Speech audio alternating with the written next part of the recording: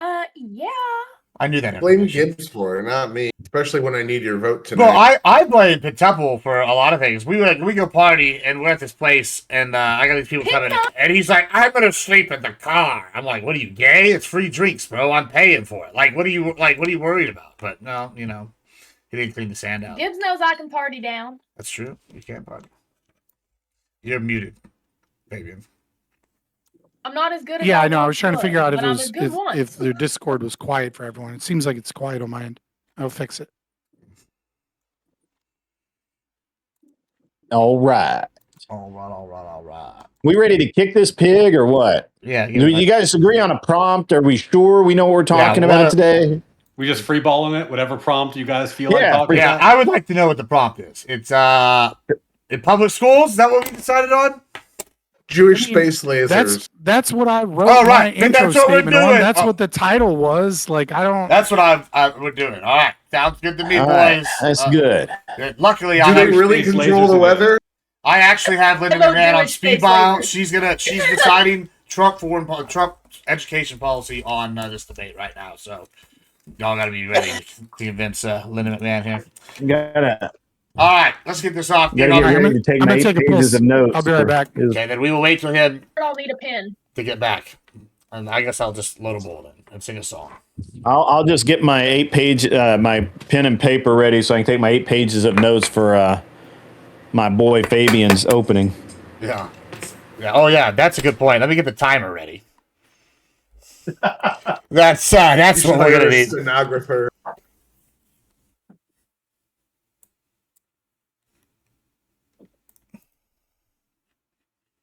All right, got pencil, I got paper.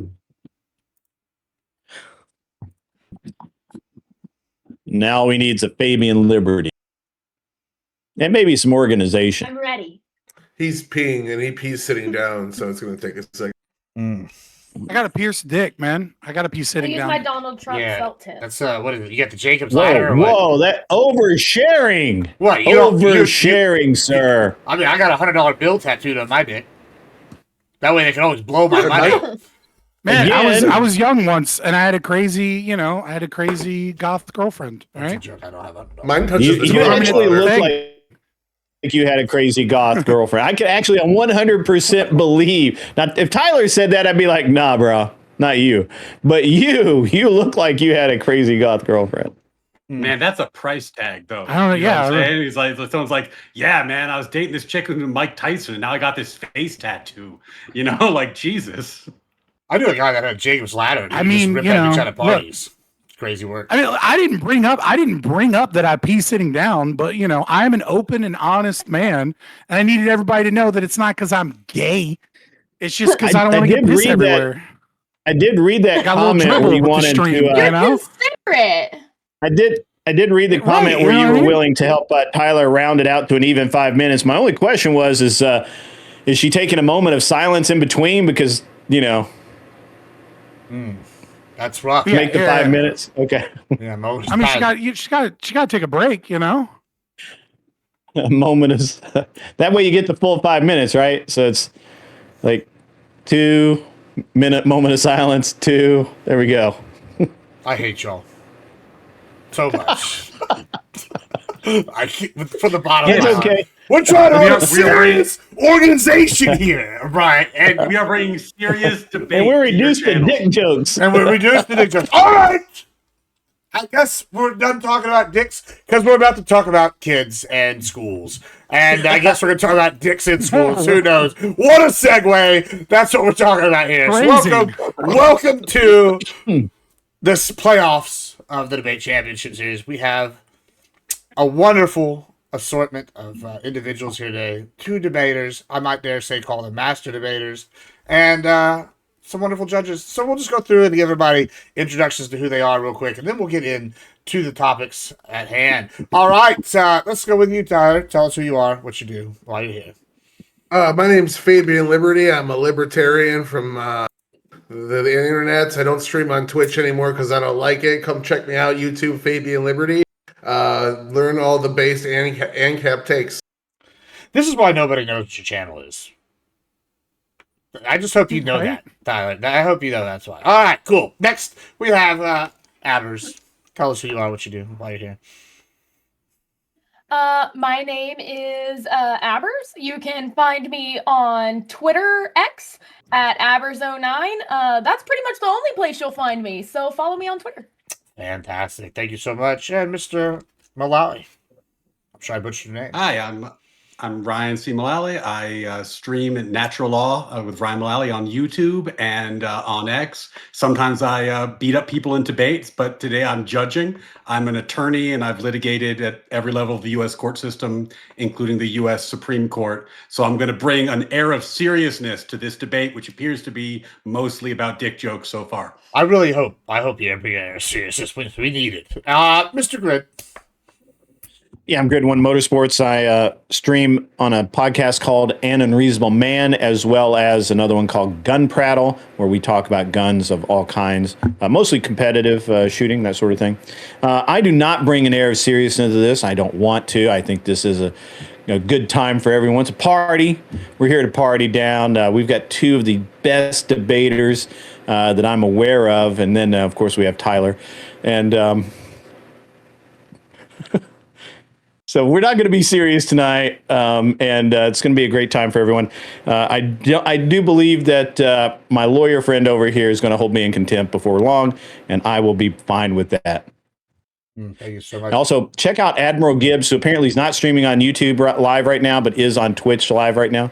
So go check him out over there on Twitch if you hate your parents and are Yeah, and follow me on YouTube. Then I'll be live once I'm monetized. Go watch my VOD, bitches. Anyway, we'll go to Fabian Liberty, the actual Fabian Liberty. Yeah, I'm Fabian Liberty. You can find me on X or YouTube, or you can just Google Fabian Liberty. You'll find me. And yes, you are right. I do not stream on Twitch anymore because I don't like the platform. Mostly, I just don't want to get banned on Twitch because I say a lot of spicy things that would get me in trouble on Twitch. But that is what it is. So if I'm an anarcho-capitalist, baby, a neophyte, objectivist philosopher, and sometimes I do debates. A lot of times I do reactions and fun stuff like that. And I'm here to have a good time. But my idea of a good time is very serious, right? So we will be serious. I appreciate that because I spent a lot of fucking money on the prizes for this shit here at the finals. So somebody's going to get a really nice prize. And then Skiz Tech in the Grand Prix coming up after the finals are completed. Spent a lot of money and we got us a big ass trophy that's going to be for the Grand Prix only. So let's get started without further ado. We are going to be talking about public schools. And should we even have them? I guess we'll get into it. Who is the affirmed? Let Tyler introduce himself. He already introduced himself because he did. He did? Yeah, I missed it. Yeah, he pretended he was great value, Fabian Liberty. So no, he doesn't get a real introduction now. In fact, I don't know if he even gets a normal introduction. He's going to start all the way at a disadvantage. No, I'm just kidding. We're going to get him the introductions here. Y'all know the rules. You get 7 introductions. We're going to go to an open period after that for a few minutes. Then we're going to do about 10 minutes to 15 minutes of judges' questions. Another open period. Same thing again with the judges, 10, 15 after that. And then we'll have one more open period. And then we'll do closings, 3 minutes. That's the standard here. Now, who's the affirmative? I think, Tyler, you're the affirmative. Is that correct? Okay, cool. You go ahead and start whenever you're ready. You got 7 minutes.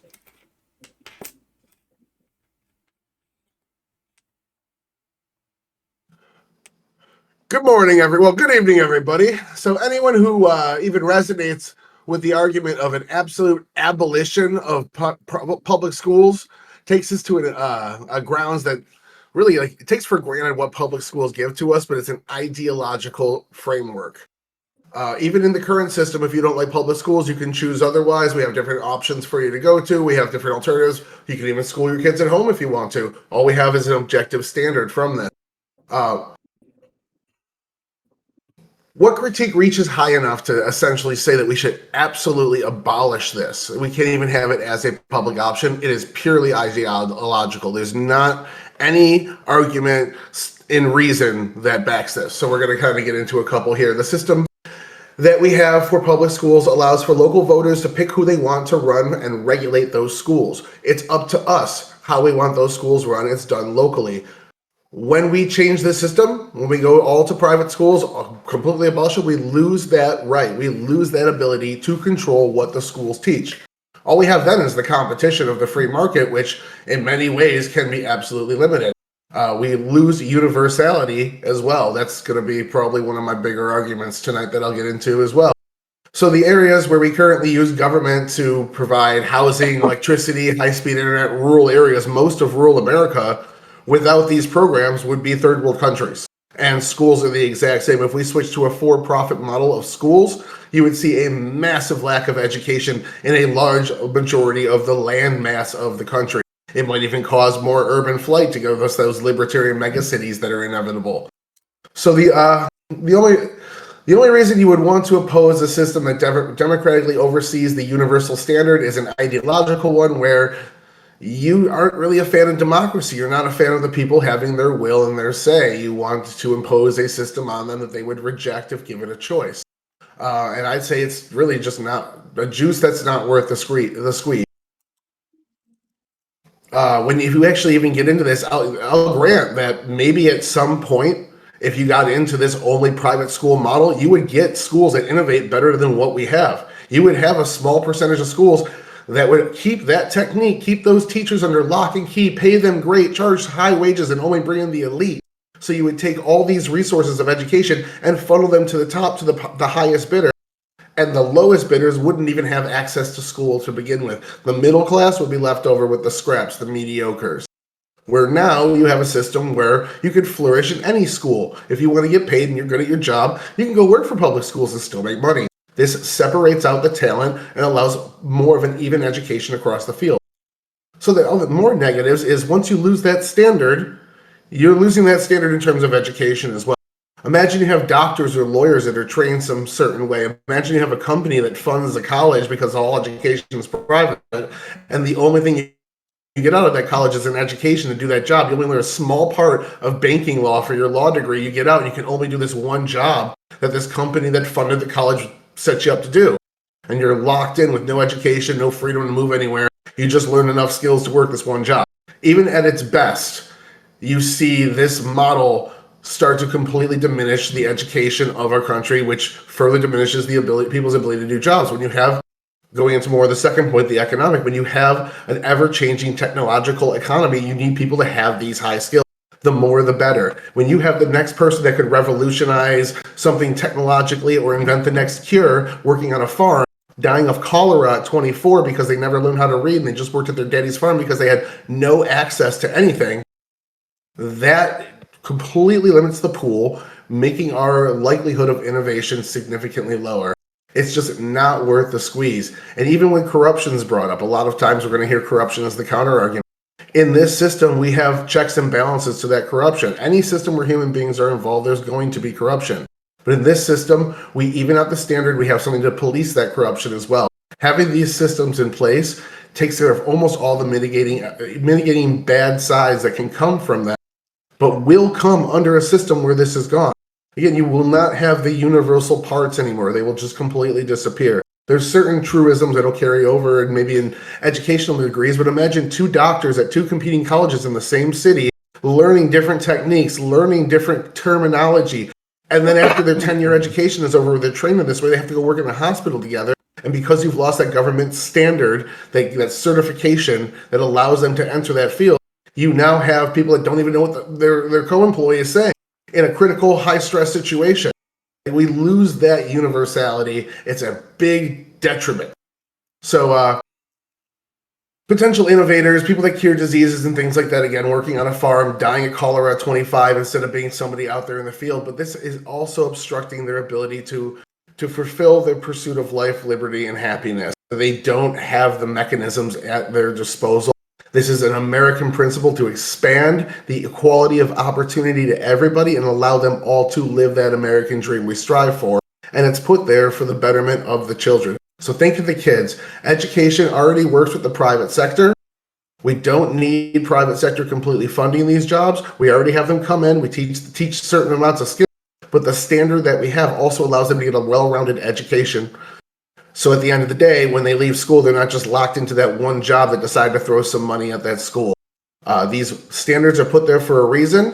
We don't want certain things taught in school. There's certain subgroups that we don't want in charge of school. So we want certain things like different regulations protecting protected classes, going after people for racial discrimination, things of that nature. We do not want that seeping into school, isolating people more from their education that we need to drive our nation and our economy and our technological sectors forward. It's imperative to have universal education for that reason, and universal education can only come when you have the government providing and compelling it. All right, thank you so much. Let me just reset my timer. And Fabian, go ahead whenever you're ready.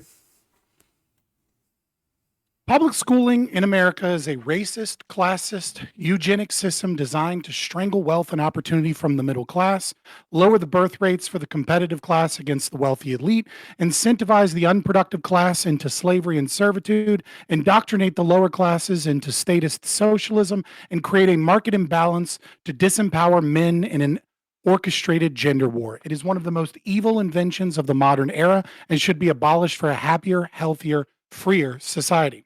First, let's dispense with the obvious. I am an ANCAP.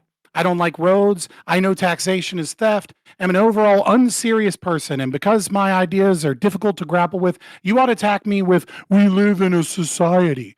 Yes, taxation is a form of theft and a violation of human rights. The entire argument of public education is a moot point because it requires justifying the unjustifiable. I've already won this debate from the onset. That is, my opponent claims that A equals not A, or that man ought be free from coercion, and simultaneously man ought be coerced. The statist has no right to debate because they have no grasp on reason, or reject it to further their own coercive evil goals. Unfortunately, reason and logic alone will not be enough to convince either my opponent or the audience. So instead, we must look at the disastrous consequences of the public education system. There's a fairy tale that is told and backed with cherry-picked data supporting the argument for public education. The story goes that in the before times, parents forced their children to labor. Children had limited opportunity for education, and because of this, permanent lower class was maintained, while the aristocracy enjoyed the fruits of a more productive labor from higher education. Then, socialist programs came along enforcing mandatory education onto children, and a middle class was born by these compulsory education laws. Later, high schooling was mandated. Government programs aided in children going to college, and all the data shows that children who graduate high school or college make more money in the labor market than their counterparts. Lastly, any failures of the education system are blamed on racial disparities in funding or lack of funding in general. It's settled then. Public education is a great boon, and the only thing we need to do is fix it, is to spend more money. The problem is that is all a fantastical storytelling. The truth is that the Industrial Revolution, the invention of the factory system, the abolishment of slavery, and the diversification of labor and investment capital are the major reasons for the creation of the middle class, not compulsory education. What the research actually shows is that in America, many states had differing compulsory education and child labor laws at the exact same time. When you compare these states, you find little to no statistical difference in high school attendance rates in states with or without compulsory education laws. The fact is that overwhelmingly, parents do not wish for their children to work in the fields doing manual labor. And if and only if they have the financial means to send their children to school, they can and will. They can and will. Compulsory education laws and child labor laws follow after a society is financially capable of this feat. They are purely symbolic. This is seen throughout the entire world. Child labor stops and education begins when a country reaches roughly $15,000 GDP per capita, regardless of child labor laws or compulsory education. So now that we've dispensed with the fact that arguing for public education is a violation of human rights and that the history we were all taught in schools is largely a myth, let us discuss where we are today. In fiscal year 2024, America spent roughly $981 billion on education. That's $100 billion more than the entire U.S. military budget in the same year and just shy of $1 trillion. But in a country of 350 million people, big numbers hardly tell the story of government waste. So let's say you're a family of 3 children and 2 parents living in New York State, not the city, New York State. The state spends roughly $37,000 per child on public education in New York, or somewhere the state is stealing $112,000 to send your 3 children to shitty public schools. Meanwhile, sending your own children to private schools in New York costs roughly $22,000 per student. If they shut down the public schools that are outperformed by private schools and sent you the money instead, you could send all of your children to private school and still have $45,000 a year in your bank account.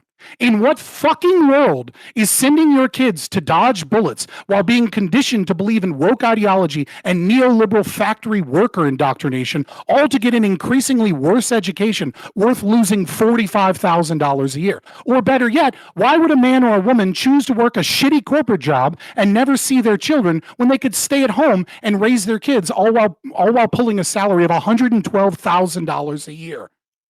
But Scott, these numbers are disingenuous. Parents aren't paying directly to send their children to school. Schools are predominantly paid through property taxes, lottery systems, and federal government grants. This is precisely what makes public education so evil. Parents are not given the choice between receiving direct funds or public education. Instead, they are offered free schooling or forced to pay property taxes with a single income family household.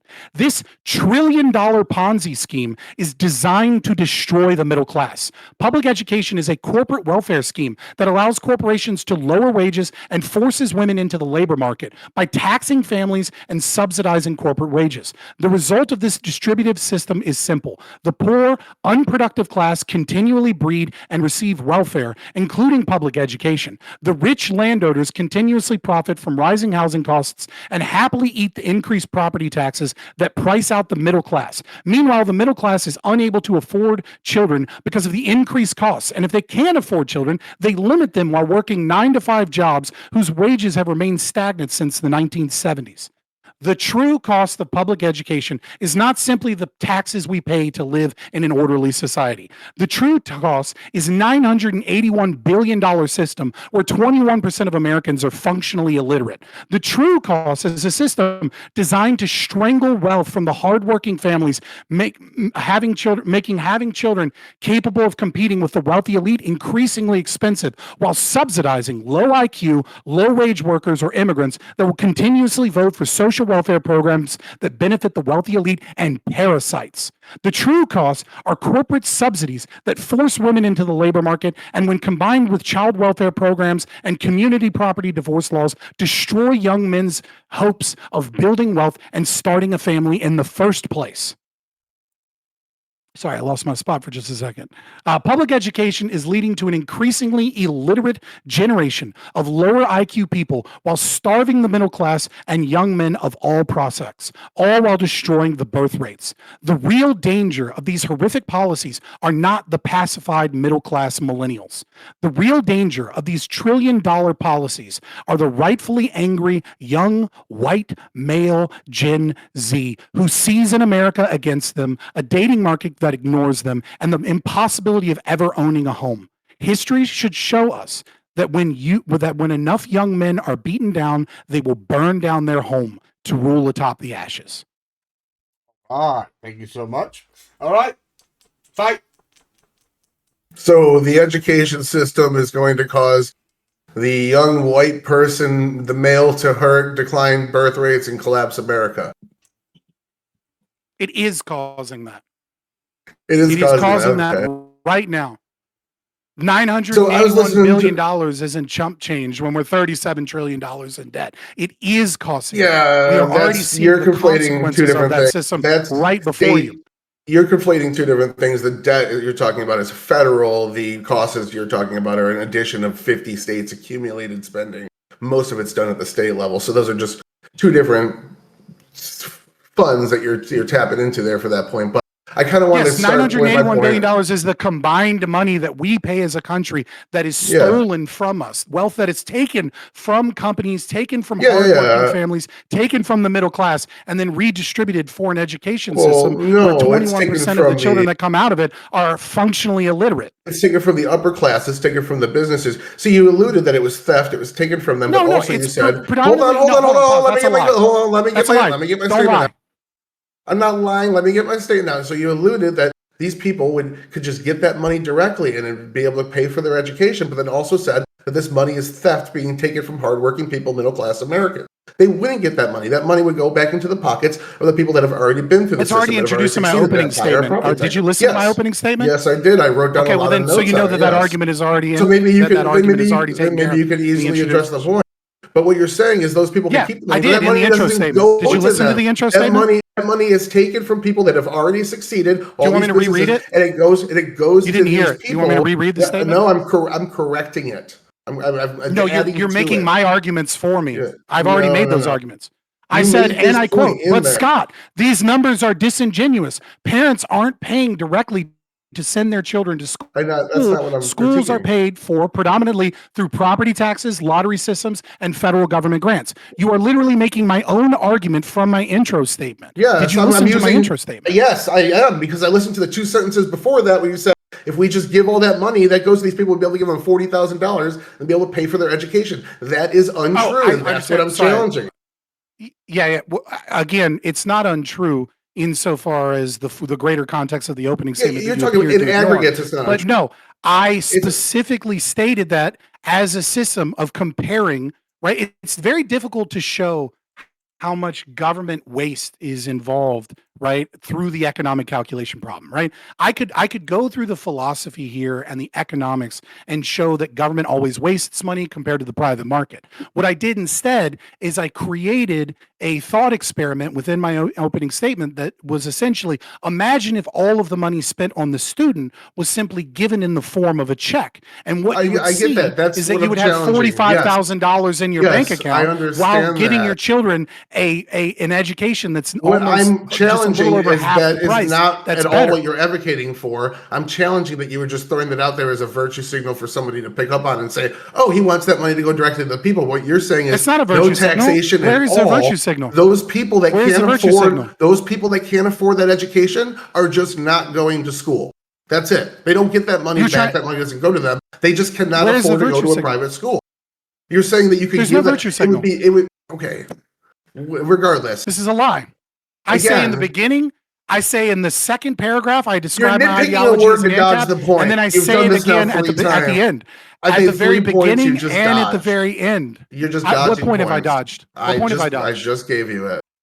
Say it clearly. What did I run away from? I will answer any and all questions as long as you don't lie about what I'm saying. $45,000 could go as a check into their pocket. Mm-hmm. I said that's not the case. The case is that money goes back into the pocket of the person that has the higher property my intro tax. statement. Yes, I understand that. What I'm saying is that person something that's in my intro statement. Yes, let me get my whole fucking sentence out. You've interrupted 3 times. Make a cogent point, and I'll stop interrupting you. I can't make a point if you don't let me get more than 4 words out. Let him finish. You're filibustering because you can't address it. Let him finish. You're filibustering. I can address. You're trying to filibustering. You can, but you aren't. Okay, you're just go ahead. Go ahead. Interrupting. Focus because as soon as I get a coherent point out, that's cool. You can't address it. Dispense with all of the things that are already in my intro statement and make your fucking point. If you let me talk, you can lose the argument. That's why you're not letting me talk. All right, we're gonna mute everybody here. All right, here's what's gonna happen. You're gonna go ahead and you're gonna talk.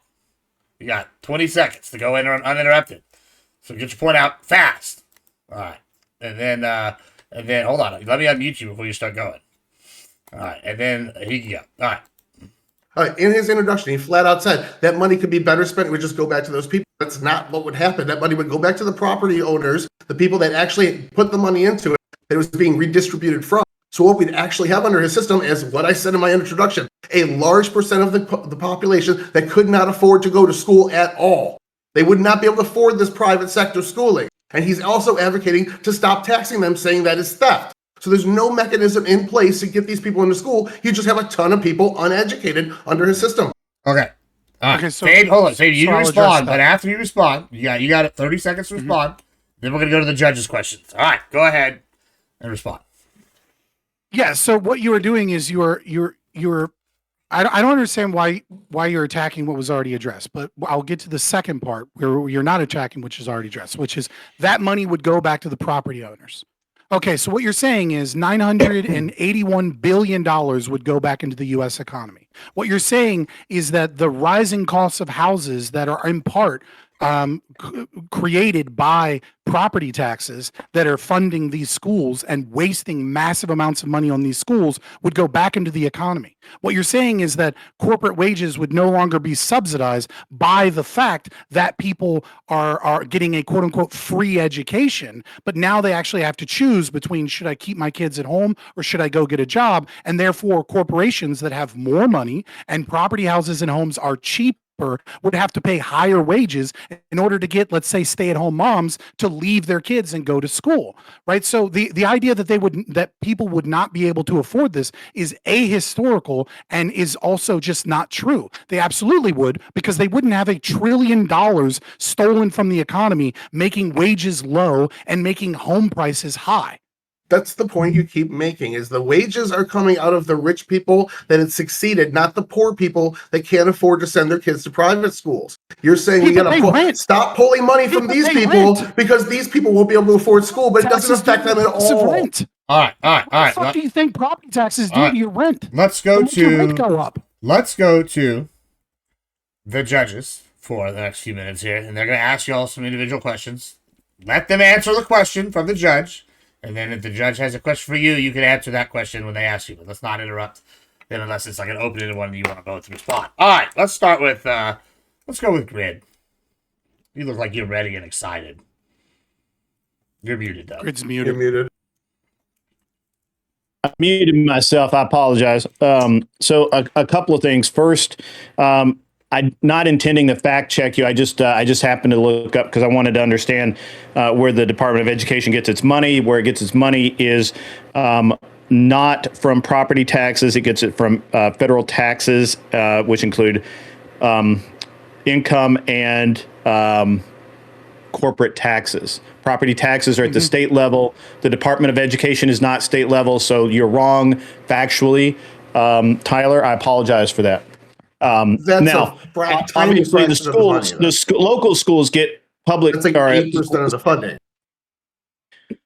Public schools in local areas, towns, get money from property taxes, but not as much as you think. It's divvied up, and that's one of the reasons why a lot of places like Tennessee and Texas are looking at getting rid of using property taxes to pay for schooling, because we're already the Department of Education is already wasting enough of that money. The Department of Education, if you were to take the $950 billion and divide it by the number of students in the U.S., it'd be $22,000 per student, which would actually cover private school in most places. So I think you guys are both kind of off base on this. But that's okay. That's okay. I have a question for Fabian, and that is one of the things you talk about is the racist and elitist aspect of it. You guys haven't gotten into that. You've gotten kind of stuck and tied up into the money thing of it. Can you please walk us through that a little more? Yeah, this is going to be an incredibly unpopular opinion that makes me sound like a groiper, but it's the truth, which is welfare programs in general are a form of white genocide. They simply are. And that just is what it is. When you have a predominantly white middle class in America and you have systems that are designed to increase the breeding and increase the wealth distribution of the lower class that is predominantly of a different race, that it is without a doubt part of that premise. And you see it from so many socialists. You see it like, for example, Zoran Mamdani's recent appointee to help with HUD, specifically talking about how how the system of rent and the system of land ownership is a system of white supremacy, and that yes, this might affect some black folks, but as we transition property over towards a communal system of property, it will predominantly affect white people, and that is good, right? The people, like, there is this idea that this is like some conspiracy theory, but the fact of the matter is that when you steal money from the productive middle class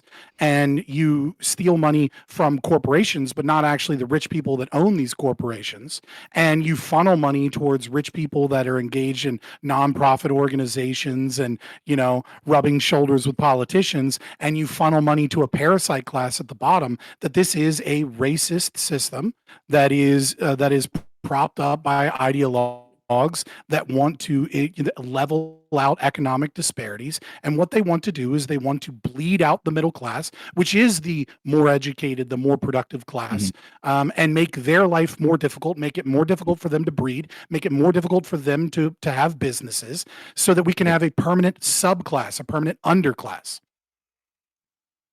Okay. All right. Tyler, question for you.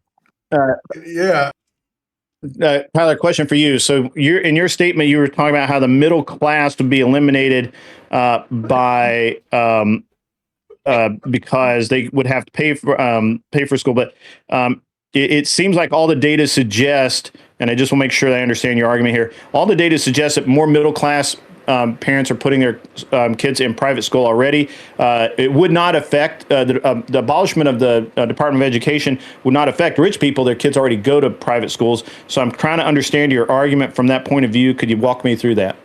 No, could you read that quote again? Because I don't think I said anything like that. Getting rid of public schools. Well, you said that for-profit schools would eliminate the middle class because they wouldn't be able to afford it, and rich people, and only the rich people would be able to afford it, which they already put their kids. I think you had a misunderstanding with my argument. Okay. What I said was, walk me through it. What I said was here that when you have only a for-profit school system, you'd have a couple schools that could probably develop something better than what we have today. They'd be able to pay their teachers. They'd be able to get the most lucrative students. It'd form an elite circle, and they would siphon all the best resources of education up to that. The middle class would be left with the leftovers, the mediocre, which our system now, it isn't perfect. You still see some of that existing, but it's deviated up a lot more. You have a lot of people in public education that are also highly skilled teachers. The talent spread out a bit more. What I said, it was to destroy the lower class, the poor people, the rural people. Rural people just wouldn't flat out have school, and a lot of poor people in cities wouldn't be able to afford them. Okay. Is there anything in either of your argument? Oh, I'm sorry.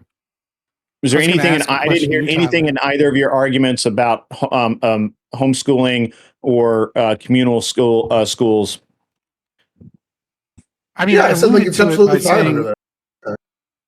I mean, I alluded to it by saying what parent wouldn't choose to stop working a 9-to-5 job to take $112,000 a year salary, right? I mean, and that's money taken out of the economy, right? So if that money is taken out of the economy, then if we put that money back into the economy, then logically speaking, as more predominantly women, but maybe some men, right? Just depends on the household, but it is obviously predominantly going to be women. If companies are forced to make this choice, they're going to have to pay people more, and they're going to have more people to pay them, right? Like the taxes affect the economy as a whole. When we're talking about $1 trillion a year taken out of the economy as a whole, the natural conclusion of that would be that some parents, right, would choose high-paying jobs and would send their children to private schools. Some parents would choose to have one higher paying job from their husband or their wife while one of them stay home and homeschool. And some parents would do systems like Montessori schools or systems like the Mormons do very competently, which is where they'll work 5 days a week, and then 1 day a week they'll teach children, and you'll have like 5 or 6 parents that communally, like, oh, I don't work on Tuesdays because I have the kids on Tuesdays, and I have like 6 or 7 kids, and you have like 6 or 7 people that have different areas of expertise and different levels of education, etc., teaching children different things, some of which might be practical, some of which might be on a computer with, Khan Academy or something, and some of which might be, someone that is college educated that has like specific knowledge in a specific area, a well-rounded education where they could work a job and they'd only have to sacrifice 1 day a week towards homeschooling. Randy up the street can teach your kids sex ed. Yeah, that's. Could we? That's exactly the problem. That's great. Hold on. No, I want to hit on that. Can I hit on that just very quickly? Okay, sure. That's exactly the problem with the high time preference system of the welfare state and public education, is that we don't know our neighbors, that we don't have community, that we don't work together because the government takes care of all of that, and you don't know who Randy up the street is, as opposed to having a community together with a church or with a community center where you actually do know your neighbors. We lived in a time not that long ago where women had, yellow ribbon ceremonies, where women had book clubs, where women knew each other, and it was a healthier and happier society. All right. Okay, so go ahead and respond quickly, and then we're going to go to another judge. Here, go ahead. So again, we keep going to this aggregate statistic about how much is pulled out of the economy in total, and using that aggregate that mostly comes from the top 20% of income earners, we then say, look at all this money that's being pulled out of the normal person's pocket. I just went and looked what the normal middle class person pays in taxes, and it's not enough for their wife to quit their job, stay at home, and be a 9-to-5 teacher. Like but that's not true, is it? The gap is not. It is. I'm looking right at it. True. It's like a 20% increase in their income. All right, hold the objection. Yeah, hold looking the at state, objection. obviously. Let me just Hold on, Nobody just has hold on, 50% in income and their Just taxes. for no, let me just for time. Admiral Gibbs, please let me just say this one thing. Well, quickly, The problem with you cherry picking data that way is that you are looking at taxes paid and you are not looking at an economy. If a wealthy person pays more in property taxes and they are a landlord, guess what? You're not necessarily paying that money when you pay your rent, because that's not taxes straight to the government, but you're paying higher rent because that landlord has higher property taxes. So it might disproportionately come from the wealthy, but in a healthy economy, goods and services are exchanged and they balance out to an extreme degree. Okay, we're talking and so about what you're families with arguing kids. is They're right, paying but what we're talking mortgage about. rates. But if we stopped paying higher property taxes, then everyone would have lower rent. All right, Tyler. And the people that do own homes would spend You're less money on right. And property no taxes. education. All right, And Tyler, like, you respond haven't quickly, said Tyler, it, and then we but gotta go to you the can see judges. Go ahead, No, Tyler. they'd have respond. cheaper, superior education. Hold on. Let him No, they respond. have Let him lack respond. of We can get back to education. we can get back to this in the open. Put a pin in it. Go ahead, Tyler, real quick. I'll give you like 15 seconds to respond, and then we're gonna go to the next judge. Go ahead. Yeah, no, at the end of the day, you would. If we spent less on government things, absolutely more people would have money in their pocket. It wouldn't go back into the pockets of the people that might save $50 on their rent or 10% of their income on their taxes. These people would still not be able to afford the things. They'd still be poor. These taxes are redistribution mechanisms. So to say, like, look at all this money being taken out of the economy in aggregate and then going to the everyday man and pretending Who are like these rich that people taxes going are to sell to breaking if him they don't? is just If silly. these rich people let him have sleight more of hand, money, that's all. who are they going to sell to? Hold on. If they have more money, hold on, who are Fabian. they going to sell to? All right, hold on. Price goes down. We're gonna That's go how the to. economy We're works, going man. to the. Hold on. If the rich people have much more God money and damn people don't have money to buy shit because they have to put their We kids in got- private school. I gotta mute everybody. I addressed that already. We gotta Should mute I everybody. repeat We're myself? going to the next judge, right? God damn, we got timers for a reason. I got time limits. This is what we're doing. All right, so we're sorry. Okay, My fault. I'm gonna It's go. all To, my fault. I blame you. I'm gonna go to because I'm serious. A silly goose grid. Here we go. All right, let's go to Mr. Malali to get us back to some serious. You ask some questions and then I'll mute it. I don't trust them. All right, gents. Am I live? Yes, sir. Yeah, you. Am I still muted? No, you're good. Also, so I felt like there was a little confusion in the last round of questioning, just to make sure that we're on the same page. This is a debate about whether or not the public school system in its entirety should be abolished, the state and federal level, right? Correct? Mm-hmm. Both you guys agree? Okay. So this is not just abolish the DOE. This is abolish all public education, including state initiatives. Got it. Okay. So Scott, I heard you say that one of the issues with property taxes is that it increases the price of housing. And I guess the concern I had is you phrased it in the way that it was keeping people out of the housing market. And at least in the area where I work, I've seen the opposite, because I'm not saying for commercial, but for residential, like single family houses, you have New Jersey, you have New York, which have high property taxes. You have Connecticut, which has low property taxes, right? And those are that's the tri-state area that commutes into New York City. Connecticut has by far the highest property value. And at least my understanding is it has the highest property value because the tax rate actually pushes down the value in a high tax jurisdiction like New Jersey. So can you expand on why you think that getting rid of these taxes would decrease property values rather than increase them? So there's two problems with your example. Number one, your example is relative, right? So you're comparing two situations and saying, well, one of the reasons why the property values are higher here is because the property taxes are so much lower here. And that very well may be true in a microcosm, but when you zoom out to the macro, if you were to drastically reduce property taxes across the entire country, then this concept of one area having lower property taxes, thus the overall value as an investment of this product that is housing increases would vanish, right? Because it is only a boon because the surrounding areas have high property taxes. If we were to get rid of high property taxes across the board, then you would see a general decrease in the money out of pocket in order to move into a home, right? You might not necessarily see a drastic increase in the evaluation of the property or the mortgage payment if the mortgage payment isn't including property tax, right? But it is kind of on its face, it should be kind of like obvious that if everywhere there were, let's say, no property taxes, right, then obviously your monthly mortgage payment, if your monthly mortgage payment included property taxes, would go down. And that this idea that one area has lower property taxes, thus the evaluation of property goes up, it only works because it's under a system where many areas that are good places to live in, that have good schools, also have outlandish property taxes. Just real quick, Ryan. So, just for clarification to you, Mr. Lally, I got a question. Did you just say Connecticut has low property taxes? As compared to New York and New Jersey? Oh, well, yeah. Comparatively, they're the third highest, though. Yeah. So you just compared them to number one and number two.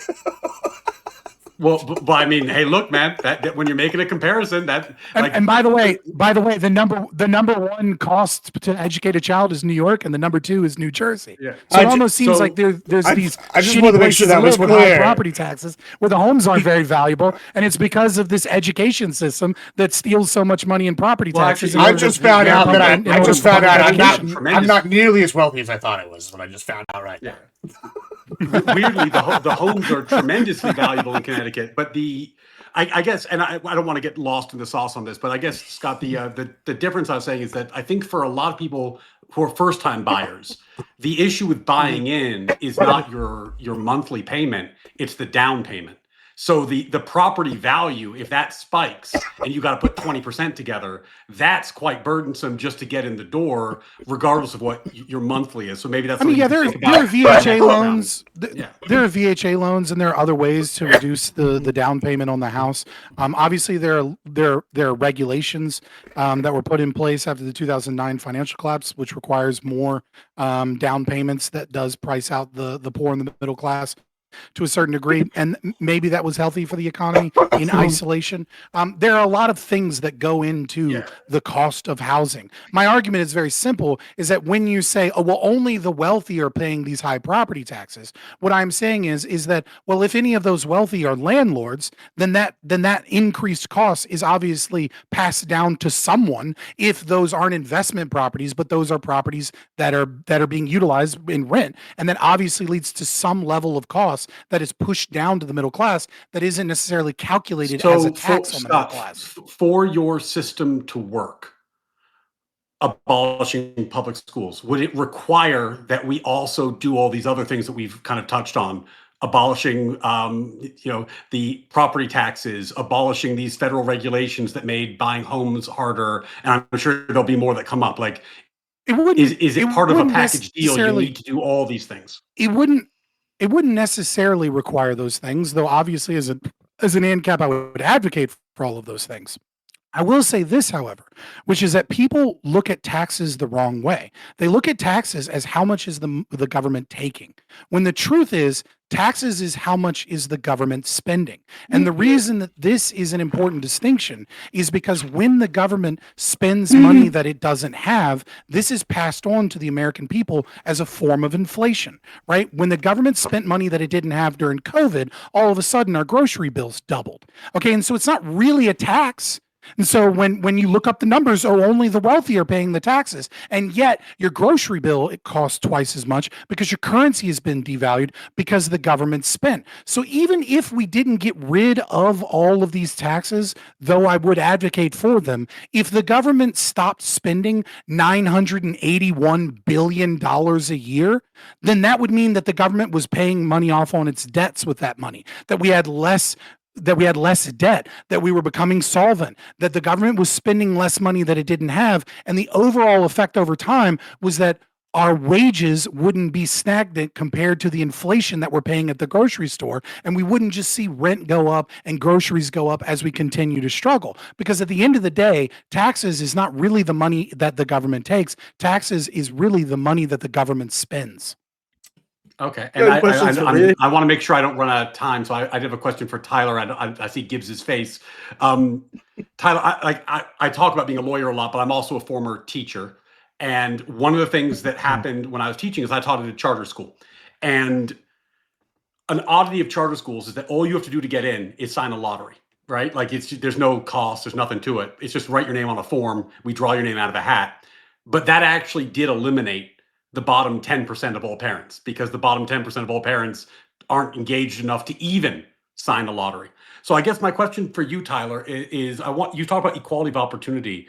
I'd like to give you maybe a chance to address how you think public schools serve the worst performing, the hardest to educate, the neediest, disability, et cetera, families, and maybe what you think would happen if we switch to Scott's system, and then if Scott has a rebuttal, maybe we can hear that too. No. I would have to imagine No if we rebuttal. switch to Scott's system. Okay, go ahead. Yeah, it'd take like 2 hours. I have to imagine if we switch to Scott's system, maybe that kid would cost more to get into a private school or something like that. Where in my system, it might not be the best. Again, I even admitted before, if we go to Scott's system, you might find 1 or 2 or 3 schools that can do it significantly better than our public school system. They'd just be extremely limited and only cut off for the elites. So there could definitely be a way to help these troubled youth. More, I'm saying that in his system, they'd get left behind, where in ours, we just do our best with them. These are generally kids that come from a broken home, poor neighborhood. They rely on that redistribution. We've had a lot of talk about taxes here. A lot of that money that's taken on taxes is taken from rich people and given to poor. I think it was Mitt Romney got in trouble for saying 47% of our country gets more out of the tax system than they put in. So a big factor here we're forgetting about when we talk about these taxes is the redistribution mechanism that comes as a result of them. Generally, young people are the poorest in our society, fresh out of college, just got married, trying to buy a home, have their first kid. These are the people that need that redistribution. And then you get to the broken home element of that. This kid would just completely get left behind in any other system. And even if our system doesn't perfectly correct for it, doesn't always hit the nail on the head, some fall through the crack, it's the only opportunity they would have gotten. It's the only opportunity rural people would get. It's the only opportunity a lot of people in inner cities that are poor will get, is this redistribution mechanism that comes from taxes. So just letting rich people keep their money and telling poor people, sorry, you can't afford an education, just to me is like a way to ruin your entire nation. All right, thank you so much. All right, we're going to go to Abby now. If you got any questions, let's go see what you got here. Yeah, I was gonna go back to so for Tyler, it seemed in your opening that you were saying, and correct me if I'm wrong, we get rid of public schools and the only options you're really left with are homeschool or private school. And from my understanding, statistically, homeschooled kids perform 15 to 20 points higher on most standardized testing, and private school kids also perform higher. So why would that be a bad thing? I don't think it would be a bad thing. And I'd even make concessions that our current system's not kind enough in terms of maybe we could even shift to a voucher program to allow more people that want to homeschool to have that ability, and more people that want to send their kids to a private school to have that ability. But that would still allow the public option for everyone else. And government is not the most efficient. They're always going to spend more money to have sometimes lesser or at least close to goals of the private sector. But the reason why you need that is because if it's just money-based, everybody that lives in the country that's in these low-density areas will either have to drive 100 miles to go to school every day or just won't flat out have it because there's no financial incentive to put a schoolhouse there for 20 kids. So it has to exist, in my opinion, as well.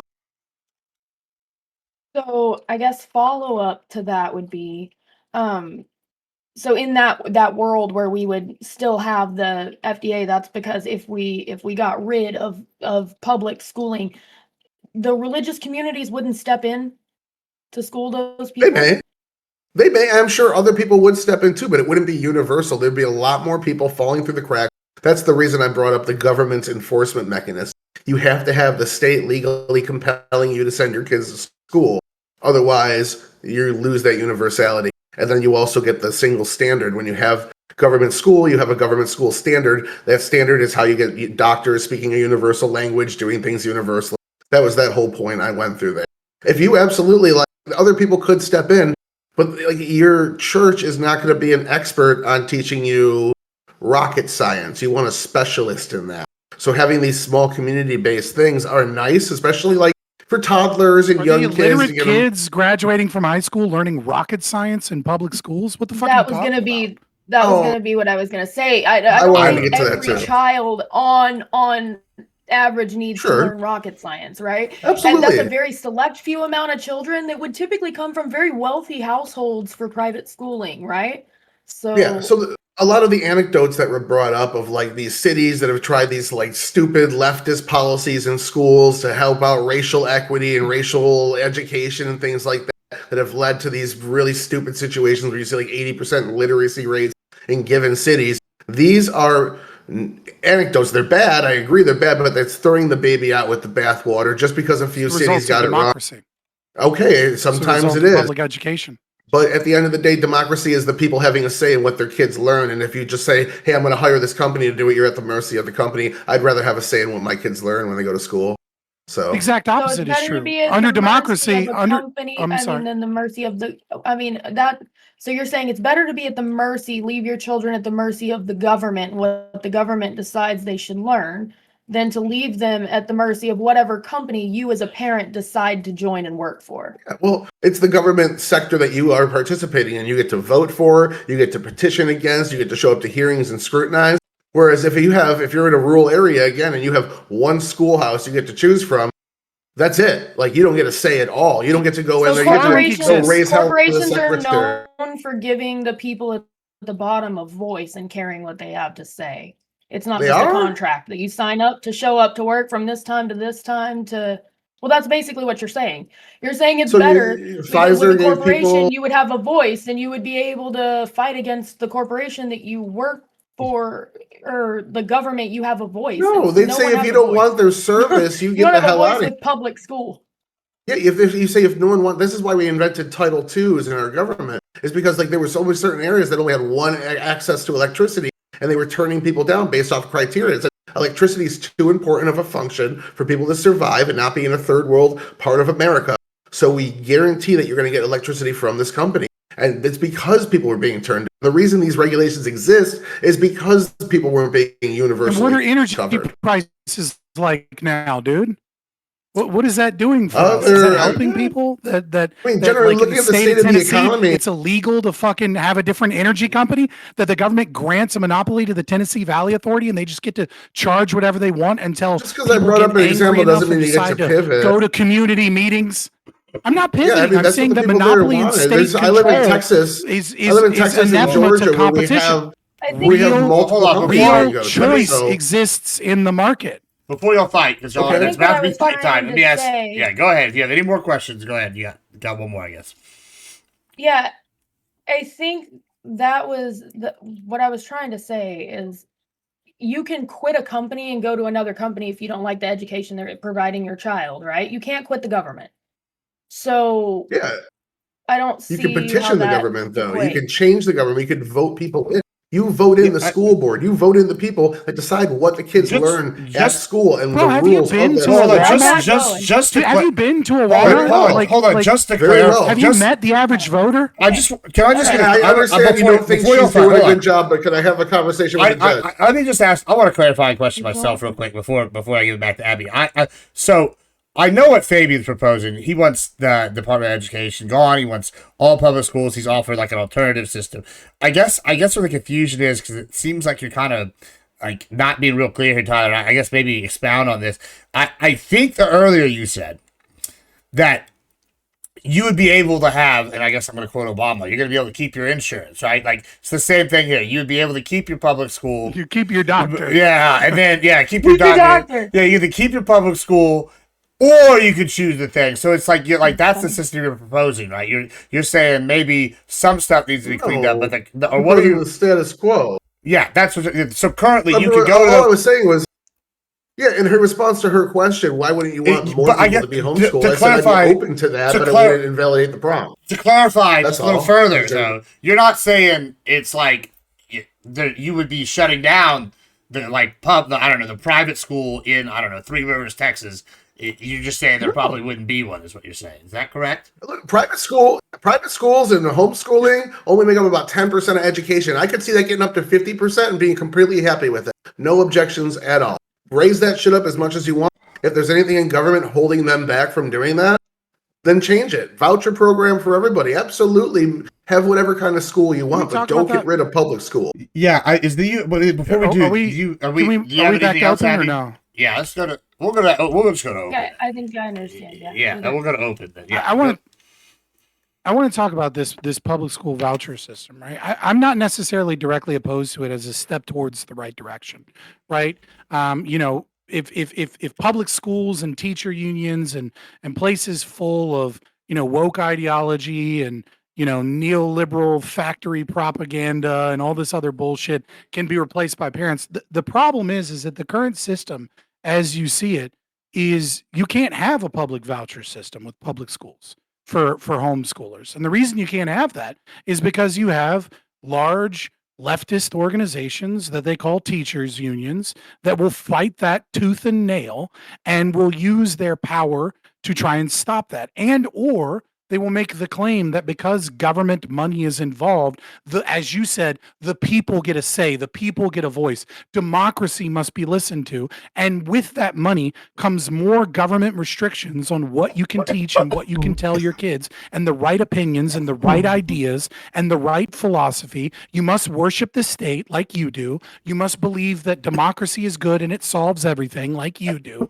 You must believe that, COVID was just a great, wonderful thing and we had to lock down, or that might be bad to teach your children. Like, you are going to see what you are advocating for is either to fight and destroy the teachers unions, which, I mean, surprising given your current standpoint, but maybe I'll fight with you on that one. Or you are advocating for more and more control of how parents can educate their children from the state, so that the state can dictate what are the right opinions that the American people are allowed to have in this so-called democracy.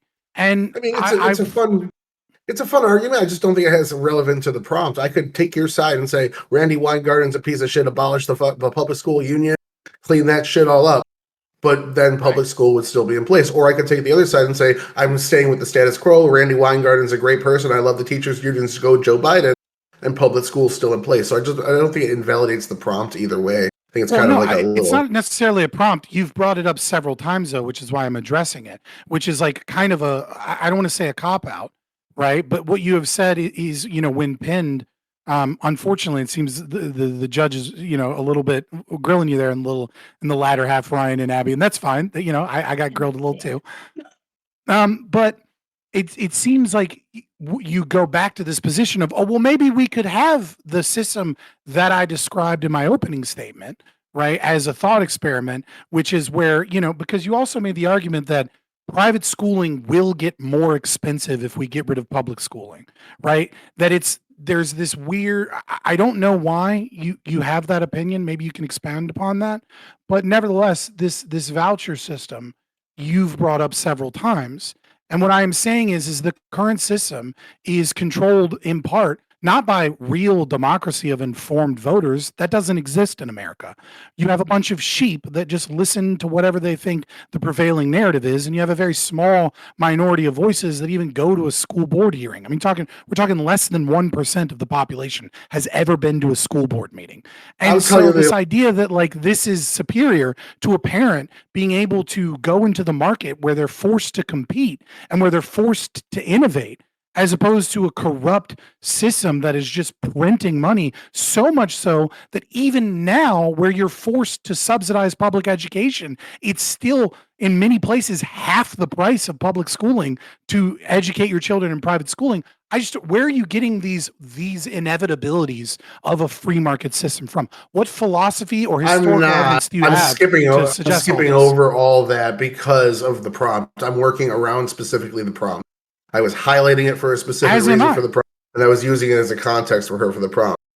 Well, I mean, you were making a claim. The claim is that a private system will be of competition, will have less choice than democracy, and that private system will become you'll have more expensive choice. than it currently is. That was the you'll have argument more that you choice. Now, before we get lost in the weeds on this, said- I want to give you a chance, Tyler, to answer. No, I didn't make either of those claims. Yeah, I want you to answer a claim. made both of those Hold on.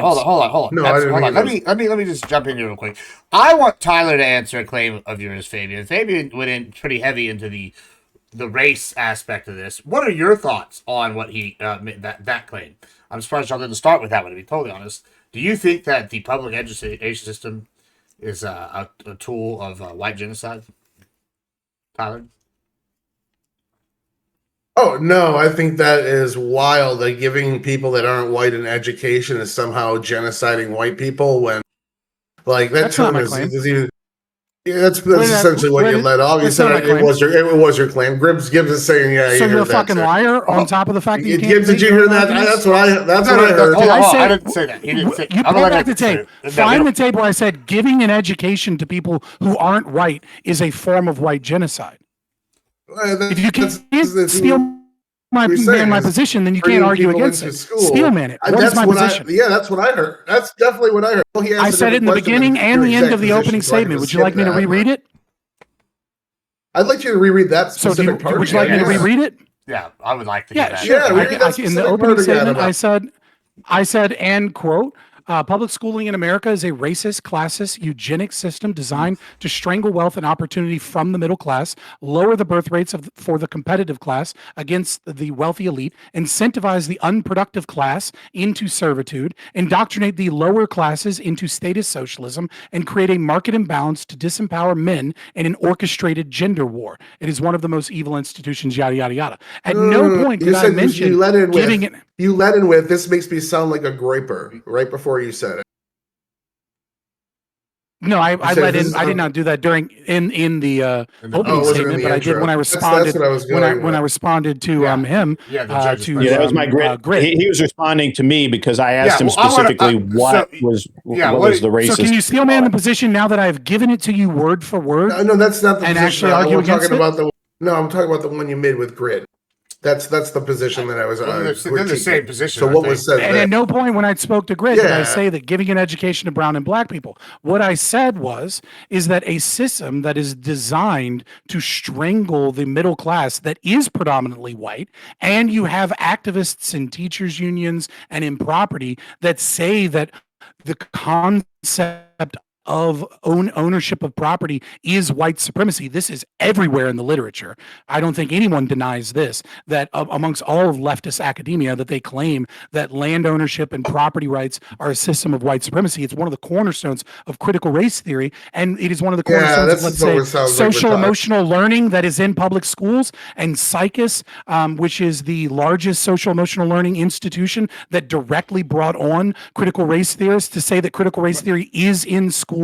And it's you're just using their language in the same way. Yeah, you're just giving me. What I'm saying is that if they claim that they want to indoctrinate children through public schools against the concept of private property because private property is white supremacy, if their own literature says that we want to use public schools to put children into the learning zone of uncomfortability by making them go through struggle sessions about their race, if that is the largest institutions in America that engage in sex education, then that is what they are doing, and that is what this system supports. Okay, all right. Let Tyler respond here. It is not 5 states. It's in 47 states, and it's in 1/3 of all elementary schools in America. I just let you ramble on. Yeah, give him 30 seconds or so, and there you go. So it's just more of taking the worst examples from a handful of leftist states. It's 1/3 of all public schools. Let me respond.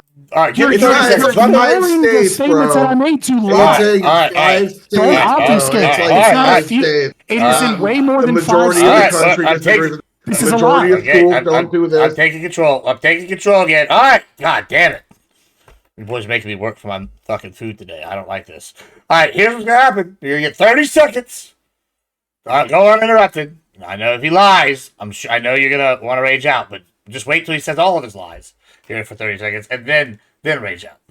All right, go ahead, Tyler, and then I'm going to unmute you in 30 seconds. So I misunderstood. I understand what he's saying now. This is just more highlight the worst examples, pretend like those are the norm, and then say this justifies throwing the baby out with the bathwater, despite the fact that like 80-90% of schools in the United States don't operate under the gender and DEI bullshit that you see in a handful of areas. Like California, I've looked specifically into the policy in Oregon, and a couple other states are doing it. The vast majority aren't. This was decided last election. Exit polls showed it. This was a big deal for people. School boards flipped Republican across the country. So this isn't on the way out the door for anywhere but a blue lockdown state. It is not the norm of our education system. It was a political experiment that failed. That's all. All right. Now it's open again. There you go. You're unmuted, Fabian. Yeah, this is just not true. This is just not true. Like the psychics, I'm just looking it up now, right? All 50 states have adopted social emotional learning. Every single state in America has SEL programs. 27 adopted K. You don't know what SEL is if you think that means what you think. Like, if you think I back your point, I that's not challenge what SEL is. anyone in the audience or any judge after this debate to go look up transformative social emotional learning on Google Scholar, read the research of how social emotional learning is a system that is to be used to create a critical democracy to stop white supremacy. I challenge anyone to look at Psychus, which is the #1 in America sex education company that schools use to write their sex education teaching policies. Like Paulo Freire, right? Paulo Freire is the #1 cited academic in academia. Okay, Paulo Freire is the #1. That is the person that wrote Pedagogy of the Oppressed, which has double the citations in English alone of Sigmund Freud. Okay. And that book specifically is how do we use the education system as a means of Marxist indoctrination? How do we use the process of teaching children how to read? You can laugh about it, but it's the #1 cited academia. I've heard these arguments already. You're gish galloping. You're making conclusions. I'm not gish galloping. I'm giving example after example after example. You say in a book that isn't even required reading. You brought up Paulo Freire, then you brought up a book that has nothing to do with it. Cited book in all of academia is just some irrelevant book. Paulo Freire was a guy that worked inside of a capitalist administration that worked for the education secretary and developed some techniques of teaching literacy to people using some different versions of cultural communist pedagogy. It's a vague-ass transition that James Lindsay uses. I've heard all this already. You're really pushing like theories as facts here. Yeah, they're not theories when the #1 cited source, the #1 cited academic is a Marxist and the book that is the #1 cited book from that academic is a book on how to the head of his educational into field. Marxist thought. He was the head of his educational field for his country, did a lot of good work for education generally. So the fact that he was a Marxist, and they only cite a couple chapters. So he was a good guy. He was a good guy. Guys, no, it's he was actually a professional. good when the public education he was professional and good at his job. Is completely. Yeah, I don't this think is fear-mongering somebody was a communist. Like takes away from the fact that they actually made. I'm not fear-mongering that someone was a communist. No, he's a socialist. We can't teach anything he said because he's a socialist. We can't say anything he said because he was a socialist. Ignore that he was actually at the top of his field. This is a completely disingenuous argument that you are running away from the facts. No, you slapped socialist out of as a scary buzzword. He's a socialist. You lied about social emotional learning. They have to read one of his books. And a couple of other states.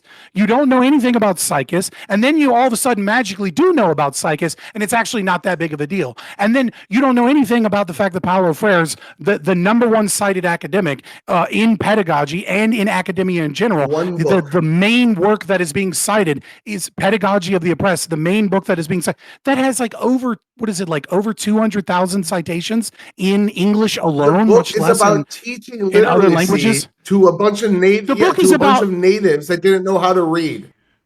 That's what the book was about. You're saying it's communist indoctrination. By what means? It was a study on how to teach people that were in their adult age how to read. He did use some pedagogy in there. He did say the literacy should be in the political motives. Of course he used pedagogy. That's the whole point of teaching. But the book itself it's not pedagogy. It's pedagogy of the oppressed. It was a study breakdown on how to teach education to people of adult age that couldn't read. It wasn't like This is what Karl Marx said we should do at this stage. Utilizing class consciousness as the main vector of education, which is what social emotional learning is. Okay, so You're what? He bullshitting. still did. You're just saying socialism and communism is all red scare. We don't believe in any of that. It is. That's exactly what he was, a socialist, and they right. You have use his book. So no fucking argument. Obviously, that's bad. It proves that every state is doing gender theory because they read Paulo Freire's book from the 1970s. That's your argument here. No, it's one piece. It's one piece of evidence amongst a list of evidence that you all called gish galloping, because apparently it's gish galloping to give multiple pieces of evidence as to why what you said is not true. That's not a gish gallop, by the way. Gish gallop is making multiple arguments that are not connected. Or DEI or anything. Didn't have anything to do with DEI I didn't or say it gender had anything theory. to do with gender you just theory. Said, oh, he inspired I will social say, emotional. I will say that that was the gender theory and queer goalpost. theory is a form of critical theory, without a doubt. Yes, obviously.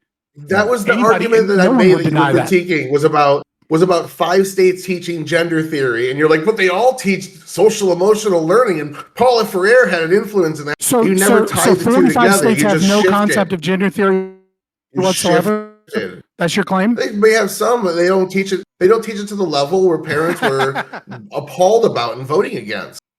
Yeah, most states don't allow. They follow Trump's executive order. I think don't only teach 5 you states that right much, so it doesn't exist. Look, the argument that we are critiquing is my opening argument, where you made the claim that I am saying that educating Black and brown people is a form of white genocide. I've already corrected and that. What I'm I said I saying got is that wrong. No, that is not the case. What I'm saying, I agree. And what I'm saying is no, that is not the case. What I'm saying is when you have people in positions of power, though limited they may be, when you have tacitly and or openly support leftist ideology that claims that the public school system ought be a vector, and petitions the Biden administration for more funding for social emotional learning and things of that nature, that the system is inherently weakened to corruption because it is a monopoly run by the state, as opposed to a free market of private schools where parents can go, wow, I really don't like what's in this school system. I'm going to pull my kids out of this school system and go to another school system. But instead, what you argue is that this small number of people get real loud at the local school board meeting, of which the FBI was used to put parents at school board meetings on a special list to track them because they were disrupting the school system. Like that happened, right? That the FBI used the laws that we use to target domestic terrorists to target parents that said anything about what was going on in their school system because they wanted to push forward. It was only after they put them on specific lists to track all their communications. What do they do with them? What do they do? When you say they targeted them to record all of their messages, emails. That implies that they are watching parents, hoping that they can find any forms of connections or things that they disagree with, as opposed. And they took a look into somebody. What the fuck is this? If you have nothing to hide, you should let me search your car. Gay ass shit that you are injecting into this fucking system. Do you have any bit of American in you at all? Do you love this country at all? Do you ad have homs aren't going to save your fear mongering. The debate prompt isn't my. I'm attacking all right. Let me get some order. The debate prompt isn't your ad hom. Parents on fucking watch lists, as opposed to the free market actually being able to be a system. Cool. Better take it over. All right. So we're gonna go to judges now. It's judges' time, and we're on timetable, and totally unrelated to the prompt or anything. I just thought this was an interesting tidbit. Since we're talking about contributions by terrible people. Hans Scharf and Von Braun both were Nazis, and they're the master of interrogation of the FBI. That's the guy. He created the modern interrogation system. And Von Braun, no contributions that I can think of off the top of my head. But interesting facts there. I don't know. We'll start with Mr. Malawi today, I think, for this question session. Who do you got? What's your question? Trying to calm it down so he goes to the lawyer. Yeah. Scott, you talked about social emotional learning being in every state, but then when you started talking about why you had an issue with it, you talked about specifically transformative social emotional learning. And, because I was a former teacher, there is a difference. Social emotional learning is typically the broader category of attempting to provide children with skills to deal with challenging emotional situations, deal with their peers, etc. And then transformative social emotional learning is that with an aim of social justice, right? So they are also, they do seem meaningfully different in some way. So because you talked about it being in all 50 states, do you know whether transformative social emotional learning is in all 50 states, or is that just social emotional learning is in all 50 states? What I said is social emotional learning is in at least 44 states. That there is some level of social emotional learning adopted, but that doesn't mean that it is like a primary program in every classroom. I also said that it was 1/3 of elementary school children, right? Which is the claim by Psychus, which does support transformative social emotional learning, and he's the largest purveyor of sex education guidelines in America, though that is also not in all 50 states. What I would say is that you are correct that transformative, it is of my opinion, and I think it is fairly obvious if you dig into it, that CASEL and social emotional learning are a vector for transformative social emotional learning. Social emotional learning is something that would have been a good idea for school guidance counselors. It is, in effect, a form of counseling. It is a form of therapy. And there's absolutely zero reason for teachers to be utilizing it. And there's absolutely zero reason for these untrained professionals to take a fucking online class to try and do this. It was originally created to deal with conduct disorder and oppositional defiant I'm the disorder. judge, so you gotta let me talk. When I can cut you off. You can't cut me off. It's just the nature of the power dynamic. But I was just finishing my sentence. Yeah, I understand. The pushback is there. Like, for example, when I was teaching, I used to do a unit on if you get in a fight with your friend, how do you solve the fight? That was classified as social emotional learning, right? Because it wasn't an academic skill, it was a social skill. Right. So, like, do you have a problem with stuff like that? Look, I think when you say, do you have a problem with this specific case that may or may not be defined as social emotional learning? Like, if we individuate it to that degree, then like, yeah, no, I don't have a problem with you as a teacher teaching that. But what I'm saying is when some of the seminars have been leaked of social emotional learning, where they teach teachers to be leaders, to get credentials so that they can get promotions in schools, what do you find? What you find isn't teach kids not to fight and like be present in their emotions. What you teach is, they bastardize Vygotsky's zone of proximal development, which is, a concept of scaffolding, right? Like where you go to the limit of what it is that a child knows and you engage with them at that limit so that they can learn and grow, as opposed to teaching them something too easy or teaching them something too hard. And instead they turn that into the zone of optimal learning, which is where they tell teachers to make their children uncomfortable about race, class issues, community issues, violent issues, so that those children can sit in that uncomfortableness. You do not need to tell me on there's a wide transformative spectrum SEL being of a what is problem. I'm totally on board with right, but that transformative is SEL being those a are problem. regular SEL CASEL seminars where they're teaching teachers, Well, right? So yeah, there is a spectrum. Yeah, and part of the challenge is how do you tell the difference between the two is actually kind of like a large question. But because I know that I am also going to be time limited and other judges have questions, I want to make sure I grilled Tyler as well and not just you this time around. So Tyler, one of the things I asked Scott last time was that it seemed like he had to abolish quite a lot of our current systems to make his plan work. But you've been very open that you have a lot of criticisms of the current school system, but you haven't really said why you think you have an optimistic view of it going forward. Like, if there are so many problems with it, why is maintaining the status quo better than doing some kind of radical alternative? Well, there are a lot of problems with it, but these problems need to be classified properly. When you see some stupid leftists in a handful of states do something stupid, this doesn't necessarily invalidate the entire system itself. It invalidates their stupid policy, their stupid actions, their stupid politics, and their stupid voters.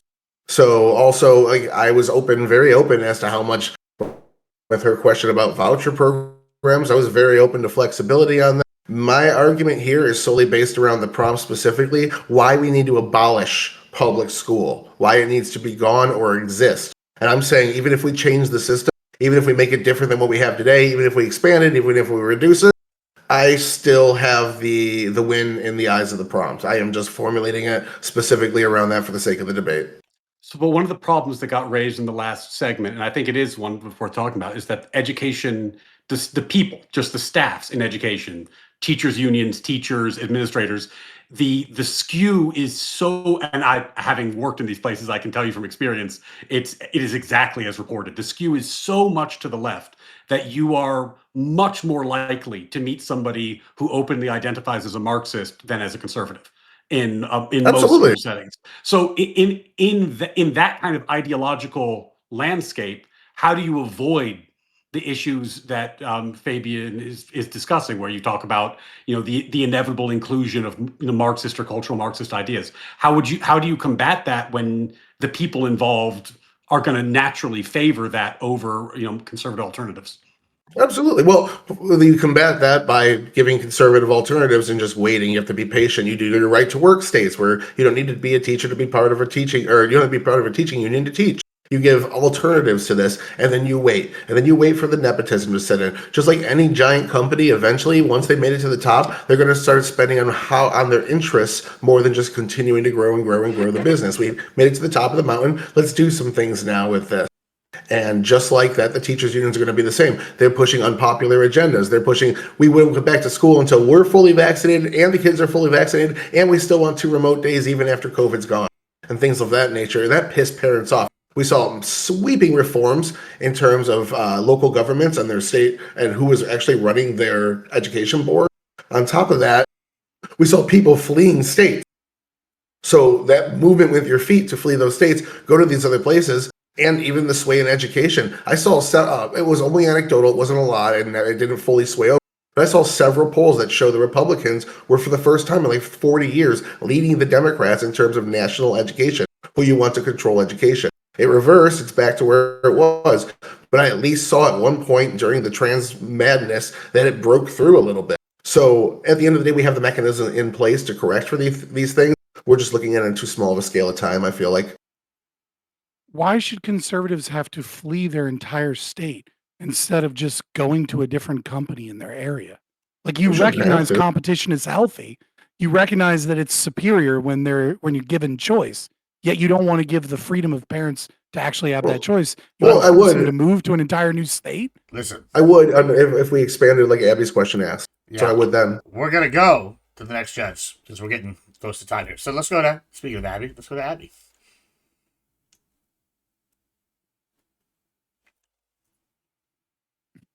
So I think I'm trying to get my thoughts together. Well, if you're not ready, we can go to Grid. Grid, are you ready? You ready to go fight? Yeah, yeah. Grid looks ready to fight with somebody. I'm ready to hear a judge fight. No, we don't want judge fighting. We want judges asking questions. Go ahead. You're muted. Grid, you're muted. You're muted on Discord. My bad. So I feel like you guys got off into kind of some weeds there that I didn't really care about and didn't really have I didn't feel like had a lot to do with the actual topic. It was very interesting, but again, it wasn't really there. Question for I'm going to start with Tyler this time. Tyler, question. You keep maintaining that the government needs to be in control of this, and yet would it surprise you to learn that every year since the formation of the Department of Education, the amount of literacy and test scores have declined versus before it existed in 1982 is when it was founded. Would that surprise you to learn that? No, I'm going to pull an Andrew Wilson tactic here and say, just for the premise of your questions so far and statements in the past, that's 7 to 8% of education funding that goes to federal, and any questions regarding the Department of Education, we could completely abolish it, and my prompt would still be the same. Hold on. Did you say 7 or 8% went to Department of Education? Because Department of Education is the $950 billion budget. No, they get about 89. The Department of Education. No, they get about 89. The 981 that I mentioned is the combination of both state and federal. Yeah, it's about 7%. Hold on. the Department of Education's budget is $950 billion. Is that not correct? The Department of Education doesn't have a budget that big. I'd have to look it up again. I think it's something like 50. But Our but military it's doesn't even still- have that. but Well, hold on. still, I think it's more than that but we because spend to the more on last, education than the military. yeah. Hold on. Just The federally, last- I mean, yeah. hold on. Federally, I mean, well, and I was trying not to get into the federal Combined. versus whatever, but guys, the last 10 years, the 79 Department of billion. Education spent $10 billion that they can't even account for. They know they spent it, but they don't know where it was spent. So, guys, 10 out of 50 would be insane, but 10 out of 900, billion, I could actually, that's like 10%. So Abolish the whole Department of Education. It's 79 billion. That's what the Department of Education got. There you go. This year. This is 79 billion. disregarded. Okay. So you're just saying that you'd be fine with, but would it? But how? But But the you're fact running away. is that, hold on. I guess my problem is it's not necessarily the money. It's the fact that they're the ones imparting the policies that you're talking about, and they've done a poorer job of it than it was just when it was just run by the states. Yeah, it's shit. Not every idea is a good idea. And I'm just saying that this Not is every such idea is a good idea. But hold on. this is such a small part of this. That, like, I don't think really fits the. I don't think it's a majority of small arguments. part. But It great. is like 7% funding. I got a question for I you. I'm just saying, don't think get rid of it's- it because most of my arguments are central around state arguments, anyways. So I guess just to clarify, and I'm going to turn So it back to Grid. I just want to clarify here. Grid, are you to you, Grid specifically? Are you asking? Okay. I guess I'm just confused what you're asking here because I guess the prompt is public schools existing, right? Right. Yeah. Are you saying, Grid? Are you implying? Yeah. I guess. Are you No, saying? I'm not implying anything. I'm schools making the aren't public schools? Okay. Just curious. Yeah, I'm making the observation that the federal that Tyler said multiple times that he wants the government to set the standards. Currently, the standards are not set at the state level; they're set at the federal level by the Department of Education. If that's the case, then he can say, "Well, okay, abolish the." Oh, I get what you're saying. Okay, I understand. My bad. And the fact is, is that every year the Department of Education has existed, education in this country has gotten worse. I'd say that maybe is So correlation. the government doesn't seem to be doing a good job, Those- and so those can you help me out with that? Well, those are two different metrics to judge on. The standards are made in a different way, a different mechanism. They bring in people from the private industry. They sit down and discuss what is a universal standard that we need somebody to achieve before we can call them a certified doctor, certified X, Y, and Z. And that's why they generally get these credential lists from. So that is made differently than the Department of Education. I'm not going to debate you on this. I'm not going to debate you on this. I think you're conflating a couple of things. First of all, who decides who a doctor is the Department of Medicine, right? Like the ADA or whatever the fuck it is. AMA. Thank you. I'm sorry. Those are the standards I was referring to. You those are the standards I was referring to. And the standards. I'm sorry, but Yeah. Am I confused? But that's what the Department of Education uses to deem if a college is actually teaching people certified degrees to become a doctor. No, they don't. No, they don't. It's defined by one and enforced by another. That's incorrect. In high school, you don't have. Nobody's learning. Nobody's taking medical courses in high school. It's fictitious. I didn't say that. I said that's how you get a credentialed university. He's moving into universities and away from public schools. I always stick to the prompt. Except when you're talking about licensing in universities, which should all be private. There should be no state, any of those. But that has what you're saying is that what you're talking about is irrelevant because we're talking about public schools, which are high school, middle school, elementary school. Public schools also, I've been using arguments for community colleges and public universities as well. I didn't hear a single university argument, but okay, maybe I missed it. I brought up multiple. I brought up multiple about the scale of education. Maybe I missed it because you guys are going back and forth. All right, so at any rate, it still doesn't really respond to the fact that the education's gotten worse in this country. To you, Fabian, it seems like that you are very flexible on homeschool versus any other type of, I guess, non-state run schools. What where would the standards come from in this? Where the community standards would, as Tyler's suggesting, state level standard. So I think there was a really interesting argument that Tyler made in his opening statement that actually benefited me more than him, right? Because in his horror scenario, he was like, imagine a world where, where universities were teaching just for a specific job so that you could be educated in that job, and it was in part funded or supported by a company, as opposed to getting a general standard education. And I was listening to that and I was like, dude, that sounds like an amazing idea, because we're currently $1.85 trillion in student loan debt. So obviously the concept of like getting this general education is really not, yeah, people are making a little more money, but when we're almost $2 trillion in student loan debt, that sounds like a really bad idea. So I would say that this concept of like who would make the standards if not imposed by the state already, though. would be who would make those standards. I think in many ways that they would be community led, right? But I think also in many ways, certifications and things like that would come from companies that were trying to poach, young, brilliant minds and things like that, that were trying to sell education. It would be competitive. There would be companies that rate the education standards of like one company or another. Like, for example, ECPI and DeVry, I think ITT Tech were both caught going into nursing homes and targeting veterans with post-traumatic stress disorder and brain damage to try and get them to sign up for college so that they could get money from the GI Bill but never actually go to the college. I think and then they end up in student loan debt.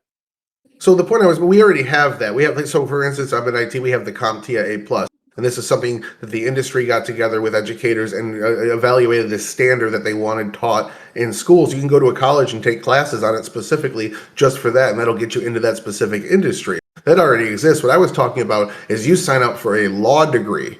I was talking about corruption at that point in my introduction.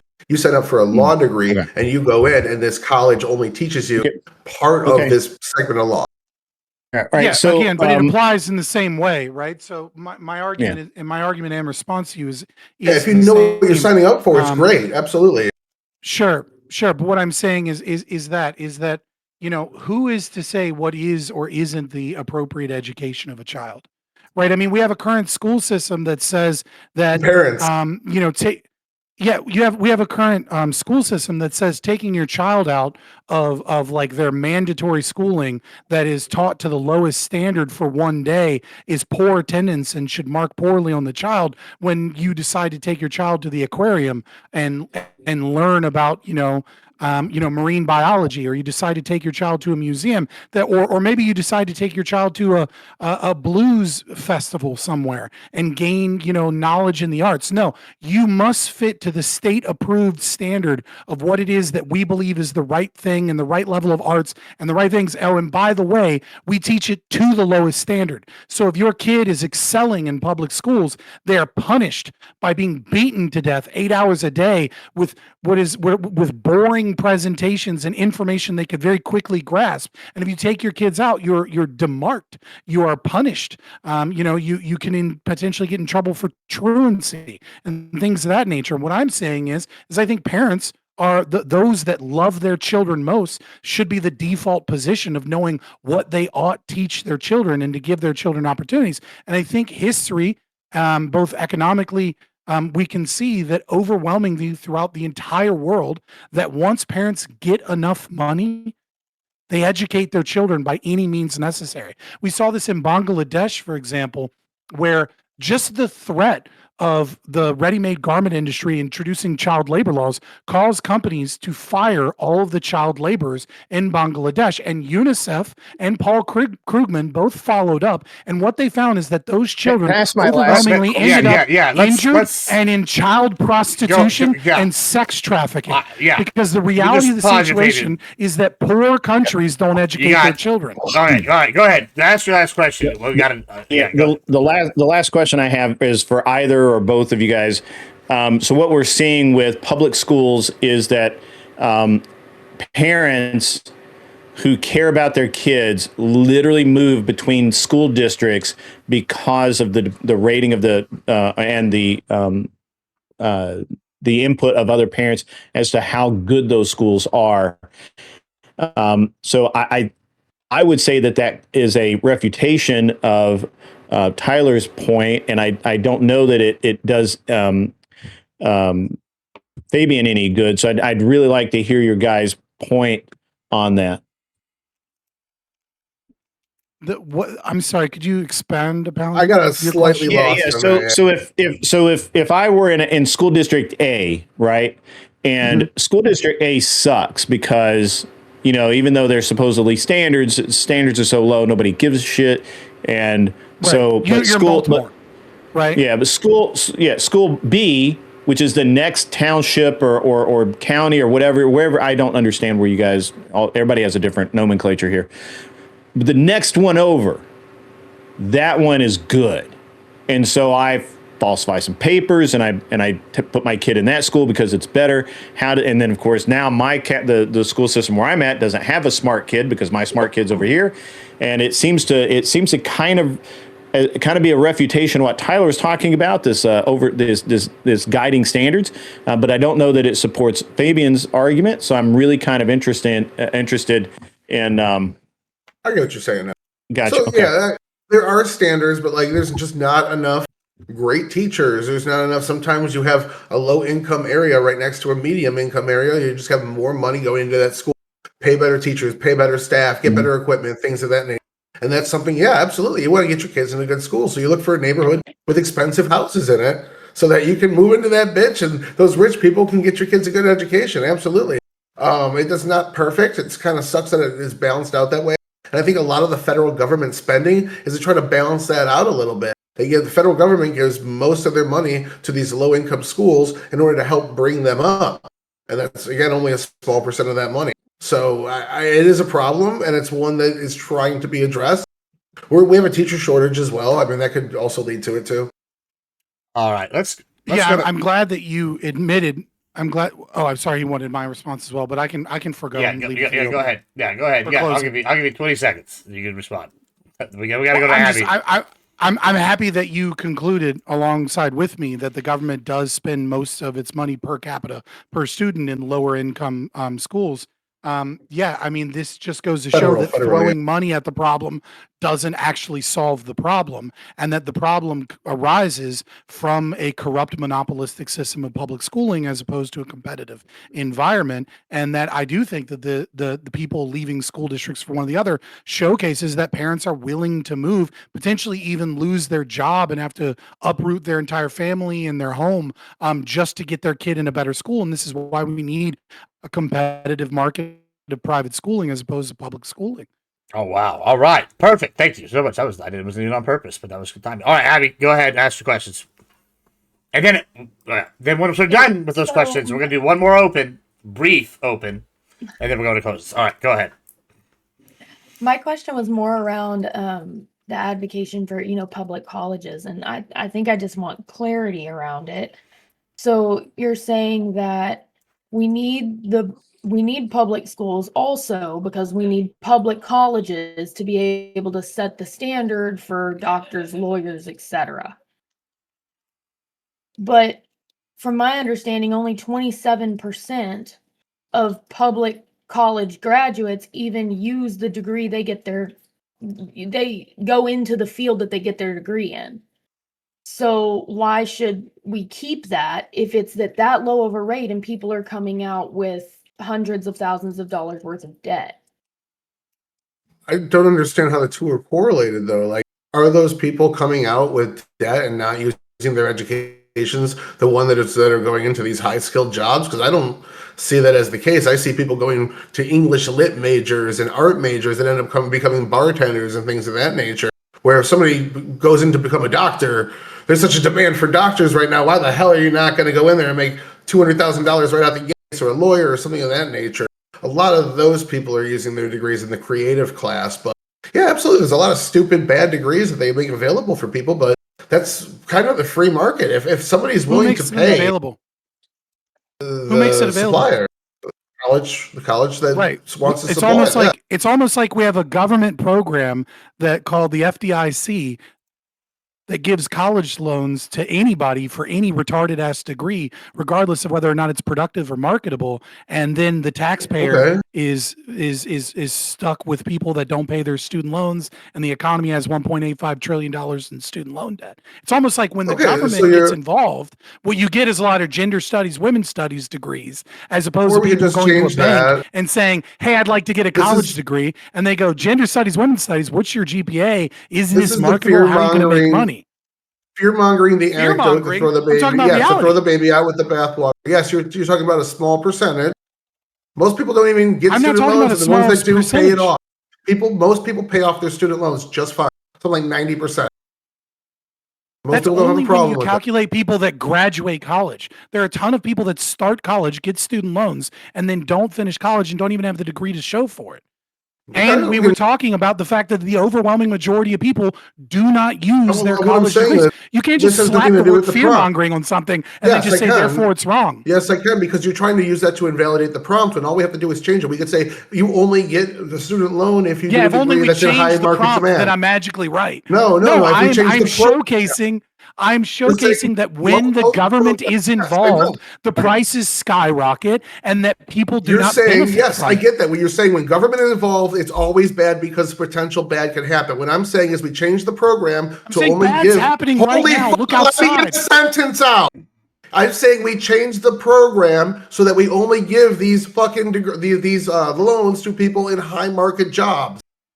That would solve your problem and still not invalidate the prompt. What you're doing is saying, look at that bad thing. Government bad, I win prom. Okay, all right. Yeah, if we made small tweaks to the policy, yes. All right, boys, calm, simmer down. That's not going to magically fix the problem. Calmate. All right. Abby, what else you got? I'm good. All right, fight! Now fight, bitches! You got 8 minutes. This is all that's been, is just pick out a problem. Say, there's no other way we can do this besides throw out all the government because there's a problem here, despite the fact that problem not existing 95% of the time. No, that's your point. That's your argument. Look at this bad thing happening in 5 states. Throw out all of it. Okay. Yeah, I get that you straw man, and that's your only argument that you've had thus far. But your argument is that when I say let people have choice, I wasn't wrong. I was absolutely right, and I bodied you on that. 100%. You were proven to be lying 6 ways from Sunday, and every piece of evidence I gave you just called. And then the judge came in. The judge came in, was like, actually, you got that wrong. SEL isn't this, and like you went from like me saying 5 schools are teaching DEI and trans rights to say, look at how many schools are teaching SEL, and then with no proof shifted to transformative SEL. Just shifted to something completely different because the name sounds the same. I gave tons of proof. I get that you want to try and relive and it had nothing to do with your greatest hits, but you have lied throughout the entire process. So let me move on. Shift away from the topic. You shift away. I've already bodied you on this. I have a whole list of things that you're saying that are wrong. So let's go into another thing that you don't understand. No, I've already addressed everything about psychics, how many states it's in, what transformative social emotional learning is. I've tried to bring up multiple times that you have not addressed. Social emotional learning has nothing to do with this. Name one right now. Name one. Name one point that I refuse to address. Name one. Okay, you have them written down. Name one. I do. I've just scrolled up to them. Relax. So we got to the filibuster of the topic on boom. Struggling poor people. What you kept going to was your tax argument. So then I refuted that by showing you the bottom 47%. I absolutely addressed that. You did not. I absolutely addressed that. So this is another lie. You say that I didn't address it. Hold on, pause. You say I didn't address it. I haven't gotten the sentence out yet. You don't even know what my critique is yet. I just got 2 words out. You don't know what you're talking about. Let me debunk it. This is a point. Your argument is this is a point I didn't address. You read my mind like you read the mind. Imaginary points you didn't say that I didn't address. So now I'm. All right. One at a time. Jesus Christ. Okay, please, for the love of Christ. All right, I got 6 minutes here to yell at each other, but just maybe give each other a little bit of room to talk. All right, you go ahead, and we'll start with you, Tyler. Yeah, very quickly. You stated that I didn't address points. I told you to name one. Then you started talking about the point and you wanted me to finish the point. But the problem is I did address that point. And how I addressed that point was specifically you brought up the tax differential and how a majority of these taxes come from the top 20%. And then I specifically started talking about property taxes and how those taxes are passed down to those people and that Your it's tax actually argument. disingenuous. So I did indeed address that The point. tax I talked argument. about property taxes. I talked about the fact that there's nearly $1 trillion taken out of the economy. I talked about how individuals that when there's a supply and demand and that this is a subsidy for labor because it forces women and people into the market, that when those people pull out of the market, that those companies will have more money to pay employees, and that price exists and that wage and labor, that labor is has a price mechanism as well, and that companies would be forced to pay more I brought people. this So up that's in my first 4 sentence. different ways I addressed this the is already point addressed. that you This said was I addressed didn't as well. address the point. No, this is why you should let me finish the sentence, because I already acknowledged you said this and responded to it with the fact that 47% of the country takes more out of taxes than they pay in. So getting rid of these taxes, somehow saying their lives would get better, and they'd be able to have one parent quit their job and stay at home and teach for their kids, which was the original context, is complete bullshit. And all you're saying is, if we cut taxes for the rich people, their rent is going to come down so much that you can quit your second job. There's nothing back in that. At the end of the day, if you stop doing taxes, they stop getting the benefits from taxes. The first-time homeowners benefits that allow them to buy that house. I'm glad that you're bringing up specifically why this is white genocide and why this is a destruction and a punishment against the middle class. Because you're absolutely right, is that the current welfare system, which includes public schools, is a subsidy program that disincentivizes parasites, people that do not actually pay money in, but instead of actually paying taxes, their marginal propensity to consume is over 1.0. And that what it does is it incentivizes people to utilize welfare and to take money as opposed to being productive with their labor and gain money. And then if you take away poverty for at least a year. Most of them are people in their 20s that either just graduated school and got married and are trying to buy their first home. Generally, when people are poor and need help is when they're first getting started up, first starting their family. That's who this redistribution. That's who this redistribution goes to. I know you don't like the fact that I'm debunking this point, so you want to change to over here. But what you're saying is not true. You're saying poor people. I'm addressing every time I address your argument, you called it a gift. It's just taxes. You taxes refuse to engage with it and then people. say that I don't engage with it. Yeah. That's why you brought up something I wasn't talking about in the middle of my statement. I never made that claim again, you keep saying that I'm making claims that I never made and keep lying about what I'm saying. I have never and would never make the claim that taxes are the reason poverty exists. Poverty is the default state of man. Man must work to eat. That is true when Lenin said it, it is true when Jesus said it, and it's true when capitalism says it. It is an absolute fact that in order to be able to gain resources, you need to work to shape your environment by your will. You're too smart to be this stupid. Productive. We're talking about a specific context of poverty within an economic realm, not the word poverty generally. You're too smart to be this stupid. What is the context that changes that? Okay, so we're talking about an economic bracket within the country. Make the argument. Make the argument. Don't say I'm too smart to be this stupid. I made the argument. I said it right after. You're changing the context of the word to be from within the confines of this discussion where we're talking about the bottom economic bracket in the United States to poverty is the default of man because if you don't work, you don't eat. We're talking about an economic bracket. They're not default poor. How does that change anything? 54% of people see poverty mostly when they're young, don't have a just finished education or don't have an education, don't have work experience. Most of them make it to the top 20% what is your argument? in the next 2 decades. That poverty is a status of somebody that's trying to enter the workforce, trying to enter the buying market for a home. This is their status because they don't have experience, they don't have skills. This is just a result. You can look at any I don't disagree with any of this. What does this have to do with the concept of welfare who is being helped. Schools? That's who is being helped by these that programs. It is, yes. For two reasons. You're saying that's a lie. You're saying that's white supremacy. That's a lie for 2 reasons. That is a lie for 2 reasons. Number one, it's a lie because you are differentiating those individuals that move out of the bottom quintile and move into other quintiles. It is not true, though I understand your confusion, to say that most of those people make it into the top 20%. That's not true, but most of those people do indeed move at least 2 quintiles, right? So people that are in the bottom 20% usually end up in the 40 to 60% range, right? The third quintile, not necessarily the top quintile. Nevertheless, that is still 2 different groups of people. There are people that stay in the bottom quintile, and there are people that move out of the bottom quintile. It is absolutely true that when you talk about poor people, usually you are just talking about young people. But what we are specifically talking about is government programs that are given to people in the bottom 20% that utilize things like that. And many of the types of people that move from the bottom 20% to become the wealthiest top 20% are also not the types of people that perpetually stay on programs like food stamps and TANF and fucking unemployment them. I'm saying and things of this nature. Them. You don't stay on certain benefits that young people get. You get a first-time homeowner. The recidivism rate for the average person on TANF is that they return to TANF within 5 years.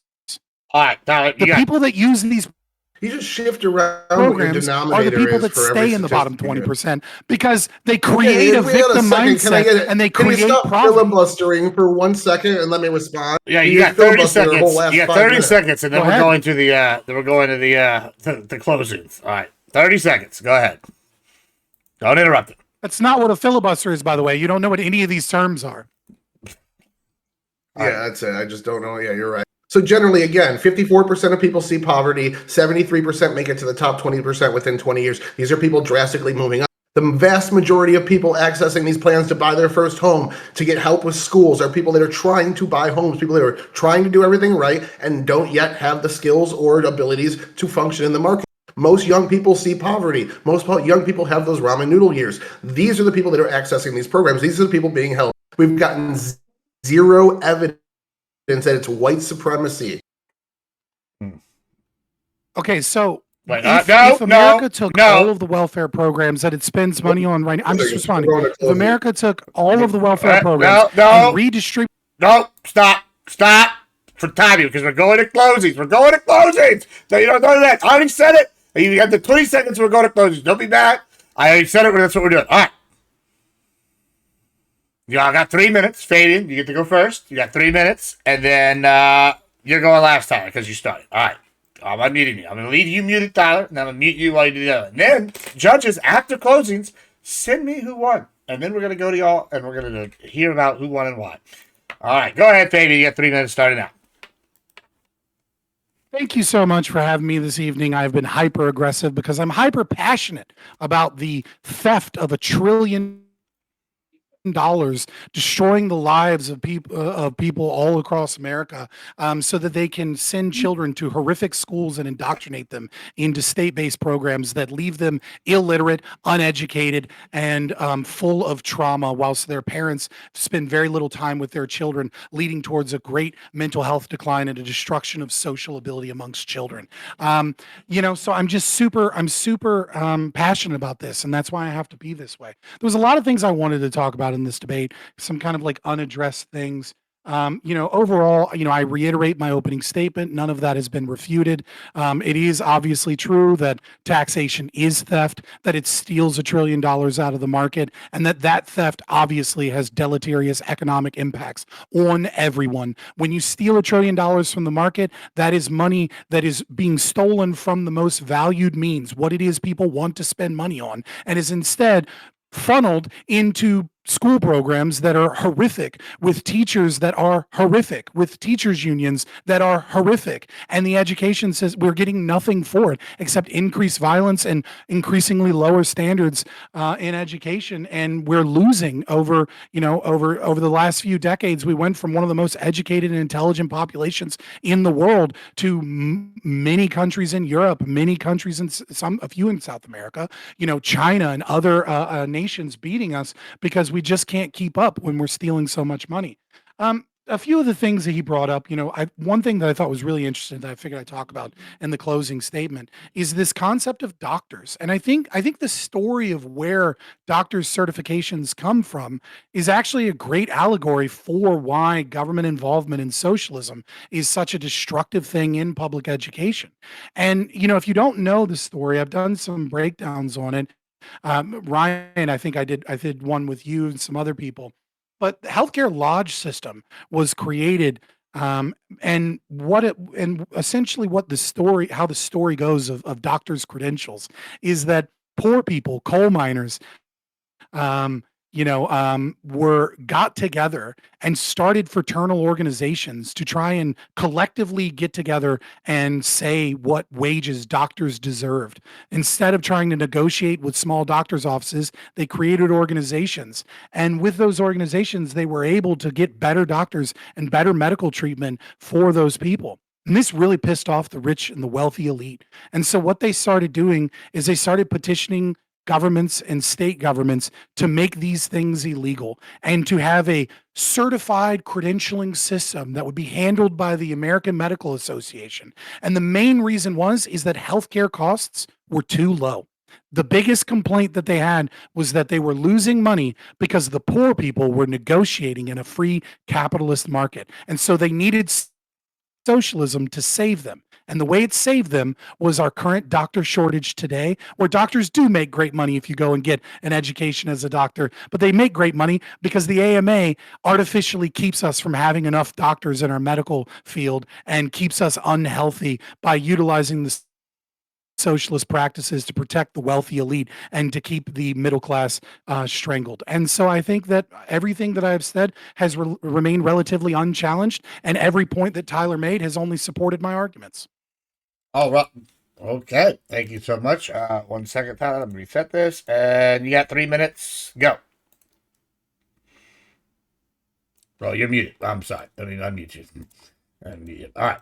And okay. And so as you're done, judges, send me who won individually, and then we will go to the results. Go ahead, Tyler, whenever you're ready. Scott doesn't have a good point there in his closing. Most of his opening statement claims were not refuted because a lot of them were retarded. The school system is racist, bigoted, anti-white, evil, and then he went into a 2-minute monologue about what he knows they're thinking and what he knows their intent is. I'm not going to sit here and pretend to read tea leaves and know their actual intent. So yeah, I didn't address any of that. I went to the actual material arguments, and just like his weren't addressed, mine weren't either. So, a lot of them were pushed off to a tax argument. Some of them were addressed. They were pushed off to a tax argument that I'll get to here in a second. So we got a lot of this also was filibustering, completely off topic, skipping things and going into these weird tangents that had nothing to do with anything. So I brought up some economic arguments about having more educated people and a universal standard and things like that. The trade skill dysfunction that will exist that never got touched. It's got skipped over once or twice, but we did go to the tax argument when it did get brought up and somewhat addressed. I talked about how young people are the ones that need help the most, something he admitted to, but then just said, hey, it's still white genocide, and moved on, not really refuting it at all, agreeing to pretty much all of it. When asked about the universal standard in teaching, he said it's a myth that was made up and it's silly, and then brought up the healthcare system. Right now, we have a doctor shortage. We're importing doctors with the J visas at alarming rates. Hospitals are paying people for their education to go in and become a doctor because there's such a shortage on doctors, ER doctors in the ERs. Like, they're begging for more. So if there's someone out there representing doctors saying we need less, like, they're not listening to medical professionals and the government. They're just making shit up. So I would argue that they're not part of the government because the government is bringing in doctors, again, with immigration powers. We didn't get an answer to the rural and poor people, just not having, he just said, oh, it'll be better. They'll all have stuff. Never really told us why. When the rural people will now have schools. Poor people that can't afford it without government handouts in the first place will now have schools. He went back to the tax argument for that. So the tax argument was essentially that if we cut the taxes of where most of this revenue comes from is property taxes in this area. If we cut those people paying property taxes, somehow your rent will come down because their property taxes are cut. But if you cut the landlords, it'll actually come down about 5%. So your rent coming down 5% means your wife can now quit her job that you guys can barely afford to get by and homeschool your kids because the cost of your groceries coming down slightly and this coming down slightly will actually be 50% to your wages at the end of the day. None of that being proven, and most of it falling far short from any math that I try to do. We also heard a lot of baby out with the bathwater. Look at these problems over here that exist in this area. Even the closing argument was, look at the health. We have a rising illiteracy rate. It's at 18% right now. Throw the whole system out. Don't try to fix anything. Don't try to, you just skipped all these steps and never told us why. It's just said that it's evil, it's bad, it's bigoted, throw it out the window. So those skip steps to me were an incomplete argument, and it just never justified why fixing it wasn't better than abolishing it. So I think I kind of took the prompt, but we'll see what the judges say. All right, thank you so much. Judges, send it in to me. We are going to make some announcements right now, real quick, while they do that.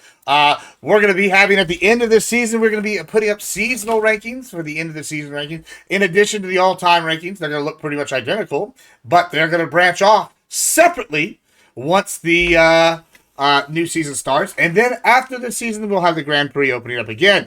I will need whoever makes the final to send me the ring size of their choosing, or whatever figure they want, so I can have pre-ordered things here for that. It's going to be good times.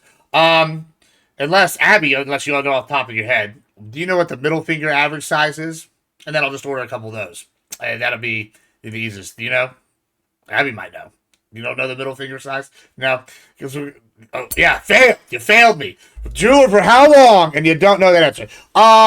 Yeah, so that's going to be going down. And then, like I said, the Skizz Tech, we'll be debuting the Skizz Tech trophy for the Grand Prix. Let's see. Do I have all of y'all's things in here?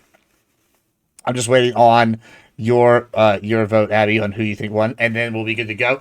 I will say this while waiting for that one. I got them all. I'm going to give y'all a little critique. This is a very big example, in my opinion. I haven't read who won, by the way, yet. I will, just from the the peanut gallery as a modern. This is definitely an example of knowing the prompt, right? And here's the thing, right? Y'all said, should the prompt that was given to me, right? And I put the title, should we have public schools, right? It's very important when we do a prompt in debate, I feel like, for who's the af and who's the neg, right? Because this one seemed very much like Tyler, even though he was the affirmative, took almost the negative style of case, and Fabian took a very affirmative style of thing. We should have maybe done the opposite, the inverse of this prompt. Is what I'm thinking in hindsight now.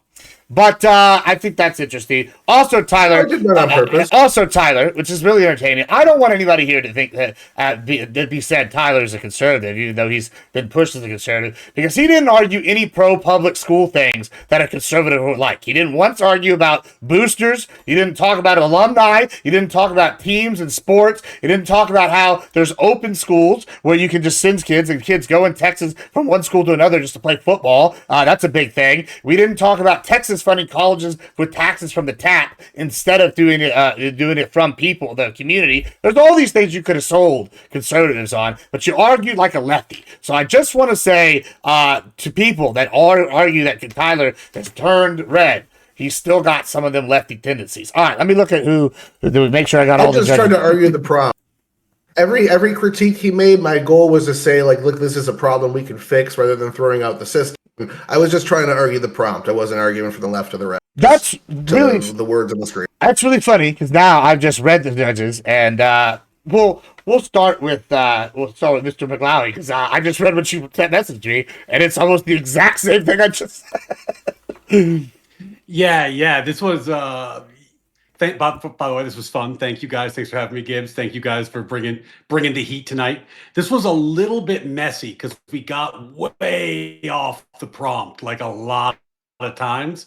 And I think part of that was, Tyler's arguing to maintain the status quo, and Fabian's is arguing to abolish the status quo. So it does actually, in many ways, makes more sense to consider Fabian as having the affirmative position, because that just flows a little bit more easily. This was close in part because you guys spent a lot of time talking about very broad issues that were not necessarily the thing that was the heart of the prompt. I went back and forth. I ultimately gave this one to Tyler, and the reason why, when it came right down to it, is that Scott, you had a lot of details, a lot of passion, a lot of information to share, but the prompt was about abolishing the public school system. And your solution seemed to involve abolishing public schools, property taxes, income taxes, welfare in general, and a whole host of regulations. And I think public property. If I got you didn't exactly say that one, but I got a hint of that one. Yeah, and that they're all inexorably linked. So to not argue that would actually be to fail the debate. So I respect your position and your opinion on that. I just think it's completely wrong in the sense that obviously if I am for, we addressed this, right? You asked me the question, would I need to get rid of these other systems? And then I gave a very detailed response to you as to why those systems are not actually necessary for the abolishment of the public schooling. But it is important to showcase that all of these things are connected. So to isolate it would be to make an argument that doesn't make sense because they are inexorably linked. Yeah. So I mean, absolutely respect if it was the other way around, maybe, you know. Oh, and that's where it gets tricky when you're talking about a systems change that broad. Because, like, for example, at the end, we were saying, like, yeah, you can't abolish all public schooling, but keep all things the same, systems, right? And we've looked at, like, okay, well, America used to be better at education than Europe, and now we're worse. But no developed nation doesn't have a public school system. So, like, coming up with even the data to make the comparison is tricky. But I don't want to monopolize the time. I thought I had a lot of fun. Thank you guys for being here. You guys brought a lot of heat, so it's good to be here. Can I ask a tip? How would you, if you were to argue my position, how would you argue for the full abolishment of public schools, but in order to stay on the prompt, refuse to talk about federal grants or the Department of Education's money or the $1 trillion that is spent on it and how it's funded? Like, do you think you could thread that needle? It's a really challenging prompt for you, to be honest with you. I think it's a really challenging prompt because when you talk about, like, what grid was on at the beginning, like, should we abolish the Department of Education? That's an easy prompt. Should we abolish, public schooling in general? That's really, really, really hard. And I think that when you're arguing for a change that big, in some sense, even though you don't have the affirmative, you have to be solution focused. Because because the concern is going to be, it's Chesterton's fence, right? Like, the conservative's going to think on some level, if he's wrong and we rip this out, we just screw everyone for 30 years, right? So which is why it would be necessary to do Chesterton's fence, which is exactly what I did in the debate, which is showcase all of the ways that this is wrong tied to these other systems.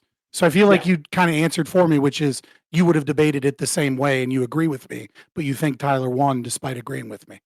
No. I think I would have been more focused on how to implement a better system and less focused on broad ANCAP theory. Because the problem with broad ANCAP theory is that if the judge doesn't buy broad ANCAP theory, then you're kind of up Schitt's Creek. All right. Fair enough. Let's go to Grid. You're muted. You're muted again on Discord. You're muted. On Discord. On Discord, Grid. You got to unmute here, Papa. He's going. Grid's hard Grid, and I say Tyler won. He's got a giant penis. Tyler wins. All right, next judge. You got to unmute yourself on Discord. Yeah, you're still muted on Discord. You muted yourself on Discord. Grid, holy shit! Why did I was still muted? I clicked the button, but I didn't unmute. All right, so I'm going to disagree with Ryan because I don't think it was Scott's burden to prove what system to put in place, but just to call out the reasons the system failed. It was on Tyler to say, hey, this is how we keep it, because he's an affirmative. He was the one that said, hey, this is we should keep this. And he didn't do a good job of that actually at all. As a matter of fact, everything he said was socialism and communism and let's just keep spending money and just keep spending it. We'll just spend it at the state level instead of the federal level. It doesn't matter. It's fine. We don't care. And honestly, he never did actually refute any of the claims that Scott made at all. Which he didn't. I guess in theory, I felt like that Tyler really needed to kind of address Scott's points really pointedly and if he was going to give solutions, give that solution. It wasn't on Scott to provide a solution at all other than disassemble the system because it doesn't work and to prove how it doesn't work, which he did in his opening. He proved how the system is flawed and broken, and that's all he has to do as the negative. So I gave it to Scott. It was close because Tyler was really, really there on a lot of it, except for the socialism and the communism, and just keep spending money and we're just not spending enough money in the right places, which I'm gonna always fundamentally disagree with. So, and it's gonna hard sell for me to get but this is there. what I'm talking about, right? You're not a libertarian, though, right? I'm not a libertarian. See, and this is what I think Scott's also wrong. Well, no. not saying I understand right. that, but this is what I was saying before we got here. When I was about Tyler, when you were arguing this, like, I if you're gonna sell this to a conservative, like, I don't know, I would have maybe used indifferent. Like, it's kind of what you kind of went with, like, oh, these are things that are lefty. Like, now that okay, I'll tell you. School vouchers. He should have talked about school vouchers and how you can pick your own school. He should talk. Huh? He did talk about vouchers. He said expanded it to like 50%. Yeah, but he only brushed through it. He just blew through it. It wasn't like it, though, yeah. Because he was too busy. He was too busy arguing for the expansion of just spend more money. We just need to spend. We're just not obviously doing it enough. So he could have talked more about school vouchers. He could have stayed more on the idea of, and he did say actually, and where he almost got me was he did say, "Hey, I want get rid of the federal portion and just keep it to the states." I would have agreed with that, but the problem is that now he never did answer how that when you have a poorer state or a more rural state like Montana, how they're going to how he's going to equalize the education for someone in Texas or Tennessee or any of these other places. Didn't address that. It was his burden to. Because he's the one saying that the public school system should exist, and I don't. So I don't believe that. I also believe Scott's wrong. I think Scott is fundamentally his argument was fundamentally flawed in the fact that he kept saying that we tear the whole thing down and there's nothing. And he did provide some small accolades, but again, it wasn't actually his job to say how we would fix it. It was just his job to say it's broken. This is why I think we should get rid of it because I'm on the negative. And he did a good job of that part. Although I don't actually I fundamentally have disagreements with some of the things he said. Okay. Because he's an ANCAP. Because I'm right, and you know it. Let's go to Feel it in your soul. Yeah, Tyler, did you want to respond to that real quick before we go to Addy? Yeah, go ahead. Yeah, go ahead. there was definitely, like, every critique he brought up, my strategy there was to downplay it, to say, you're using hyperbole, you're fear mongering, this and that. The only one we actually dove into you shouldn't have done that. Loans. You shouldn't have done that. That was it the made your tactic argument look weaker. But that's the thing. It's like to say that these things aren't as bad as you're making them seem. They don't live up to the standard of throwing this out the window. This is an ideological argument. We can just go. Sure. Hold on. Okay. Hold on. Let me get the whole point. That was my point. So we actually dug into that at one point, and we dug into that on student loans. And I said, if we change the policy this way to get rid of the thing you're complaining about, we've now fixed the problem you're bringing up, and we don't have to throw the entire system out. I gave him a direct solution to one of his critiques. I guess the problem is when you say something like fear mongering and all of that, that's not an argument. That doesn't address what he's talking about, and it doesn't resonate with me. As a matter of fact, I just kind of discount the whole point because to me it's nonsense. It's not an argument. Well, that was why we went down rabbit holes. Like there was what I was saying. He was saying the schools taught X, Y, and Z. And I said only like 5 schools were actually teaching trans and gender stuff to the degree where parents really didn't Scott like it. really enjoyed you saying fear mongering. He enjoyed you doing those things because that was the fear mongering. Yeah, it burned up your time, and he didn't have to say anything. I'm just saying.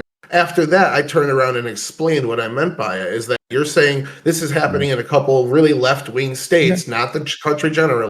This is why it's fear-mongering. This is why it's hyperbole. This is why it's this. So I did try to give those arguments. I thought I made quite a few.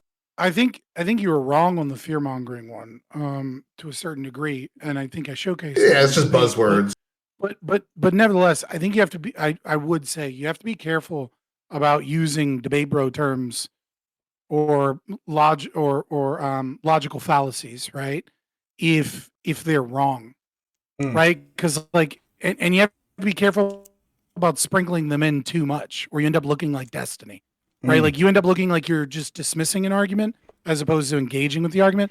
I think I think the fear mongering thing would have sold actually really well if you weren't saying filibustering when I wasn't filibustering, or gish gallop when that's not actually what a gish gallop is, because a gish gallop is when you make several arguments in a row so that the person is incapable of addressing the first, second, third argument, loaded and only left with the points. fourth argument. Yeah, right. Like if you'd these been things like, are, dude, let me. If you'd been like, oh, well, let me address it, right? And then you had saved the fear mongering in the pocket, it would have made me look crazy, right or wrong, right? But instead, you had already prefaced this by making the claim that I'd made like 7 different logical fallacies that I didn't make. well, that's what I would say. I think I Hold those in labeled your those things pocket. accurately. But yeah, I do think maybe a few amounts absolutely of like, but they were disagree, labeled accurate. Filibustering is that, like, where you just kind of take up time talking. Like, we can do this in a debate. Let's go to Abby. We're at a time table here. Even if you were right, I want to keep I'm it just saying, even if you were right on all of them, if you say it too much, people get weary of hearing those terms in general. I'm weary now. I am weary now. I'm weary now. And so we're going to go to Abby. You're going to tell us who won and why, because it's now the deciding vote. Oh, well, first of all, yes, thank you for having me. I gave it was close. It was close because I kind of flipped back and forth between like who sold me, right?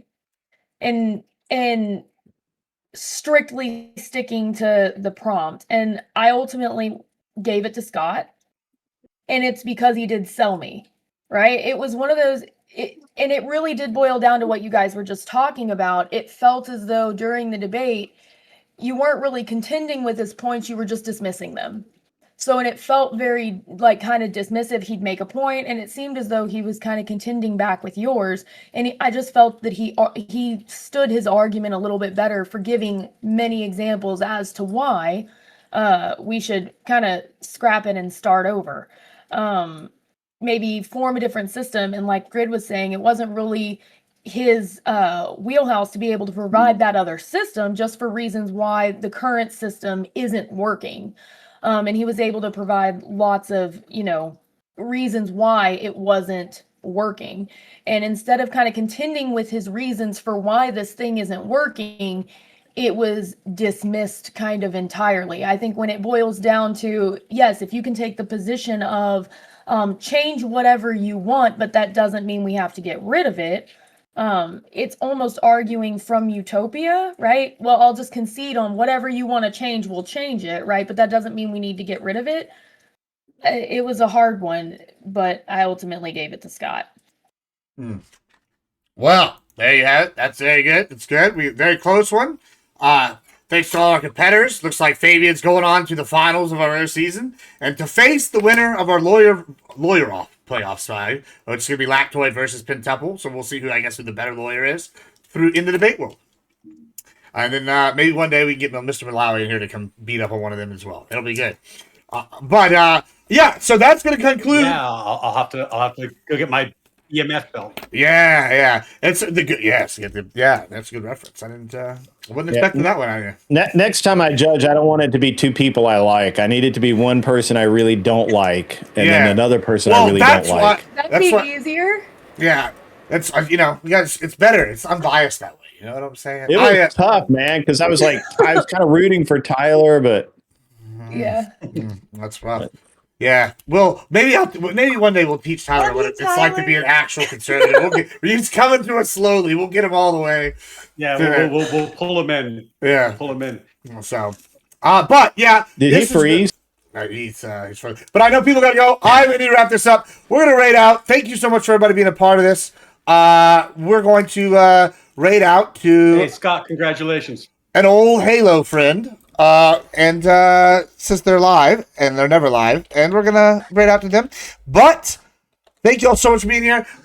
I don't know when the exact next semifinal bracket's going to be, but tomorrow is going to be the next show at 7 o'clock. So tune in then, guys. And this has been long enough. Find everybody where to find them. We'll post links in the descriptions. Thank you all so much. Any last comments from anybody? Are we good to go? Good. Yeah, Don't care. Scott. I mean, Thank you. Scott did well, but Tyler needs an American flag background. Somebody take up a collection. Yeah. He's in Texas now. Yeah. No, he needs a Texas flag. Remember, Texas first. And then the rest of the United States. Maybe. If the United States. Show. Yeah, the United States is show. Texas and there's 49 bitches, just so y'all know. It's hot, dude. Studio lights get hot. Yeah. With a All right, green well, screen. there you go. All right. Thanks, guys.